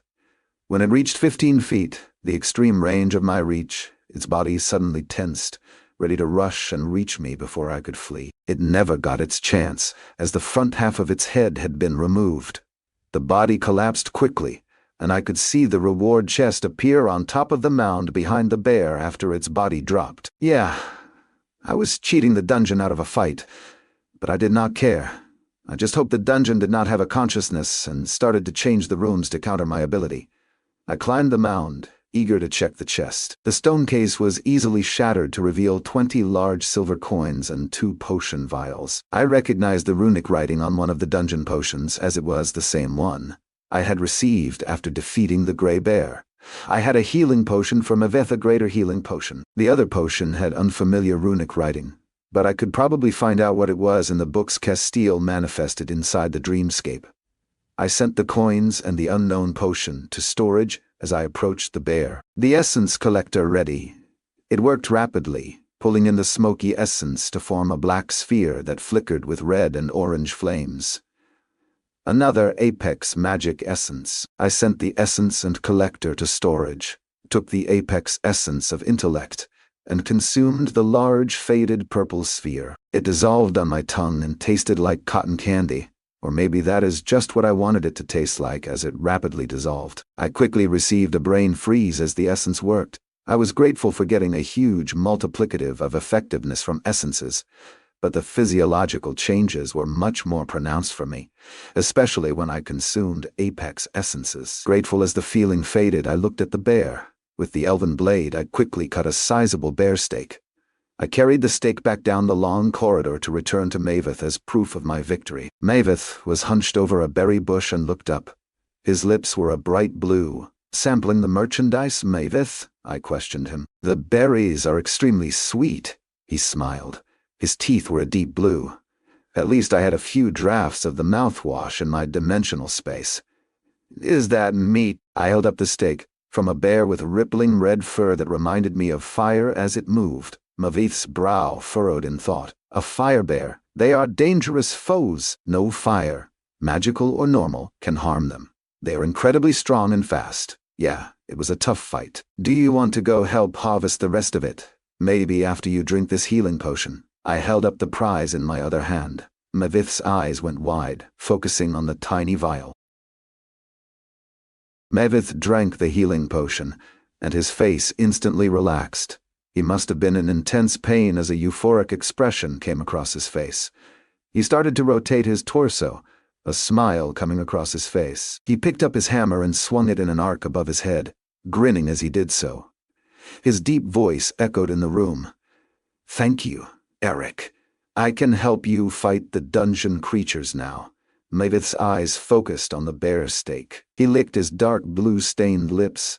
"Do you want me to cook that?" I pulled out our packs and the thermal stone, and Maveth got to work cooking. "A shame we don't have salt and pepper," Maveth said regretfully. "We do," I said, and deposited one of 3 5-pound bags of sea salt and the bag of peppercorns on the mossy ground. Maveth's eyes were bugging out of his face. I explained not using them earlier. I did not see the value in flavoring our meager offerings with the company. If I had revealed this in the tavern, others would have become aware of my larger dimensional space. Castile was able to keep my larger space from being known by the company. "Castile knows," Maveth said, taking the salt and pepper reverently. I think the appearance of the 2 common spices surprised him more than the large elven tablet table. At least he was more appreciative of them. "Castile, Delmar, and Adrian," I paused. "Telmar and Adrian," I paused. "Just Castile and Adrian now." Maveth carefully counted peppercorns to grind like he was already rationing them. "I have 2 more bags of salt, but that is all the peppercorns I have." Maveth nodded, but focused on crushing the peppercorns and not losing any of the spice. While Maveth cooked, I tried one of the berries. It tasted like blueberries, but the juice was thicker with the consistency of syrup. I started eating them by the handful, believing they were not poisonous. Maveth charged the thermal stone, cut the steak into 1-inch cubes, lightly seasoned them, and then seared all 6 sides, forming a brown crust. He handed me the first one, and it practically melted in my mouth with an explosion of flavor. The center just slightly pink. I was unsure whether bears from the dungeon carried trichinosis like bears from my world, but I figured with magic and increased stats we would be all right. And Maveth did not seem to worry, so I didn't either. I had forgotten how salt and pepper magnified your taste buds.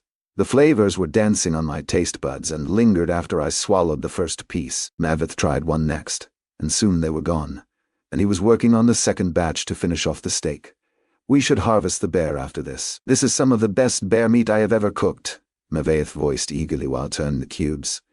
I let Maveth have most of the second cooking of the bear meat, and then we picked up camp and headed to harvest the bear. It had been almost 2 hours since I had killed it, and I was wondering if it would still be there. "Best to keep things simple and explore one room at a time," I counseled. Not that I was an experienced dungeon delver myself. I immediately knew something was wrong as we reached the chamber. The bear should have been visible, but I did not see the carcass. "Are those apple trees?" Maveth said excitedly, not seeing the worry on my face about the missing bear. "Wait, Maveth, the bear is gone. Wait, Maveth, stay here." I stepped into the room, expecting the fire bear to have respawned. I circled along the outer wall to the other side of the chamber. The mound had a cave entrance opposite our door. From a distance, I tossed in a glowstone, and it was not very deep, and also empty, just a shallow den. "It is fine, Maveth. You can enter." Maveth immediately plucked an apple, and then crunched into it, chewing and savoring it. I had a cynical thought. Without Constantine here, I had Maveth as a poison taster. I knew I should not be thinking that way as I considered him a friend, but I could not help it. Pick some apples and let's go back to the blueberry room. Why? Shouldn't we be exploring further in the dungeon? Maveth asked, his jaws working loudly on his second apple. I just want to check and see if the bodies are gone. The dungeon reclaimed the bear quickly, but we were in the blueberry room for half a day, and the bodies never disappeared. I voiced my thoughts. I dropped some dirty socks from my space under one of the apple trees, to see if the dungeon reclaimed them by the time we returned. Maveth soon had 40 apples on a tarp, and we retreated from the room. I paused in the corridor, Maveth following suit. The socks under the tree slowly sank into the earth and disappeared. It had only taken the dungeon seconds to claim them after we vacated the room. Did you see that? I asked Maveth. I did, he thought for a moment. We shouldn't leave anything behind, he noted while eating another apple. I nodded, thinking we had been lucky not to leave the tablet table or barrel of berries behind while exploring. It was also somewhat spooky. Could the dungeon just absorb us at any time? I knew I now had a new source for my nightmares. We returned to the blueberry room but did not enter. The bodies of the shape-changers were gone. They had not revived, as there was no movement in the open room and nowhere to hide. I think the berries bushes are full again, Maveth noted excitedly. I stripped every bush to fill the barrel, but they are flush with berries again. That seemed awfully fast, but then again, dungeons drew on either from magical ley lines. I decided not to enter, and we returned to the fire bear room. The apple trees that Maveth had picked had much smaller apples, like they were in the middle of growing compared to the large fist-sized ones he had picked already. The question was, how long did it take for the creatures to respawn? If we never left a room, would they never return? No. I remember my first trip into a dungeon, and there were special safe rooms like the entry room. Maveth, we need to look for the others and find a safe room. It is a room like where we entered with the elvish writing on the wall. Maveth abruptly let out a long, wet-sounding fart. He rushed to remove his leather leggings and squat nearby. Squatting, he said, I am fine. I just ate too many berries and apples, he said, as disturbing sounds echoed in the chamber as he emptied his bowels. He probably had eaten a few pounds of berries and apples to go with his bear steak. I waited and harvested some apples while Maveth groaned, painting the earthen floor. I decided to stay away from that particular area. I knew my own time of having a substantial bowel movement was in the near future. I distracted myself by thinking of our needs. We needed water, so we needed to find a room with water. My 20 gallons might last us 20 days at most of heavy activity, but weren't apples mostly water? There had to be 200 or 300 apples on the trees, maybe more. Maveth finished his business, and we spent a few hours harvesting 3 bushels of apples. Picking the apples kind of made me miss Ginger, but I was glad she had not come with us. If she had survived to make it to the library, she most likely would have been used to feed the company. Maveth looked much healthier and was moving without any pain. With all the apples in my storage, I announced, as we explore, we will always take the right corridor. Maveth nodded in agreement, and we started walking down the corridor opposite the firebear den. 40 strides, and we come to a T intersection. Both corridors looked identical. We turned right, as agreed, and came to a small room, maybe 30 feet across. We studied the room without entering it. The floor was a dark blue marble, and only the ceiling illuminated the room. Each of the 3 walls had a sizable alcove covered in thick vines. The vines were dotted with small red flowers that had yellow veins. Maveth was standing over me as we both took everything in. I don't see any creatures. Maveth's voice echoes into the room. His large hammer was in his hand. The vines are fairly thick, so something could be hiding there, or even the vines themselves are dangerous, I said. Remembering the shambling mounds, are the plants familiar to you? I asked my companion. He hesitated. No, I have not seen anything like them. There is also no exit from this room. It could be a safe room, I guessed. But I say we don't enter and turn around. I looked up at Maveth, who nodded in agreement. We left the vine room undisturbed and followed the corridor back to the intersection, taking the other route. Maveth noticed first. The corridor is turning. I think we are slowing turning right. I don't know if that is a bad thing or not, I muttered, unhappy with how little I knew about dungeons. I lamented never reading any books on dungeons in the Duchess Library. I lost count of steps after 100 as we followed the slowly curving corridor. It eventually straightened out, but there was no end in sight. I was guessing we had walked almost a quarter mile without seeing a side corridor or room. Should we turn around? Maveth asked, also feeling uncomfortable at the monotonous scenery. I considered before replying, "Let's see this one to the end." After another 300 steps, it finally looked like a room ahead. I think I was more worried now about the size of the dungeon and finding the others from the company. "Water," Maveth intoned behind me, and I heard it too. We approached the entry and were amazed at the sight beyond. A massive domed room, maybe 300 feet across, was being fed by a waterfall at its zenith. The waterfall created a misty environment that resulted in a myriad of rainbows from the illuminated ceiling. A large pool dominated the center of the room, and waist-high grass surrounded it. The pool. "Do you see any creatures?" I asked, studying the room intently. Maveth had over a foot of height on me. "There is something in the grass." The sound of the water splashing into the pool prevented us from being able to hear anything. A head suddenly appeared above the grass. It looked like a weird giant chicken with a yellow and red crest of feathers. It flapped its wings, which were featherless, leathery, and dark gray. "Maybe something bigger in here feeds on them," I guessed. A second of the oversized chickens raised their heads elsewhere in the grass. It turned to face us, and Maveth's large palm covered my face. His hand smelled foul as he dragged me backward. I was too surprised to resist. "Those are not chickens, Eric." His voice was somewhat panicky. I let him pull me almost 20 feet before freeing myself from his grasp, spitting the foul taste out of my mouth. "What, Maveth?" I asked for an explanation of his rough and unpleasant treatment. "Cockatrices," Maveth rasped out in his deep but worried voice. My blank stare had him explain further. "They have the gaze of a Medusa. They can turn you to stone, petrify your flesh." I started to look back, but Maveth grabbed my shoulders and prevented me. "I have seen them hooded and for sale in the city of Balsa. They are a plague on the plains, and the nobility hunts them for sport and for their meat for banquets. You either need to hunt them blindfolded or with magical sight. With that waterfall in there, we have no chance of fighting them. We must seek another path," he implored. I nodded in agreement. "How many did you see?" I asked the Goliath, who was still uneasy. "At least 3, but the grass was high. There could be many more." "Please tell me we are not entering that room," Maveth pleaded. I gave it some thought, and finally nodded. I knew what a Medusa was from mythology, and did not want to be turned into a statue. There was a corridor on the far side of the room. "It may be our only option.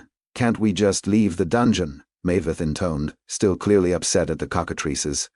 I reminded him, "No, we needed to find Castile and the Kettle of Souls to return to Kaelora. Otherwise we will be swarmed by specters." The apples had already started regrowing on the trees. Instead of returning to the shapeshifter room, we turned right down the unexplored corridor. The corridor ended in a Y intersection, and I was glad we had more options. We took the right corridor, and soon reached a rectangular room. "Well, this doesn't look quite as bad as cockatrices," Maveth muttered merrily, his fright evaporating from seeing the cockatrices. He pulled his hammer off his belt loop. "Maveth, I hate spiders. I bemoaned at our misfortune." The entire room was covered from floor to ceiling in thick webbing that shimmered with the illumination from the ceiling and floor. The thick strands vibrated slightly from the unseen spiders hiding within.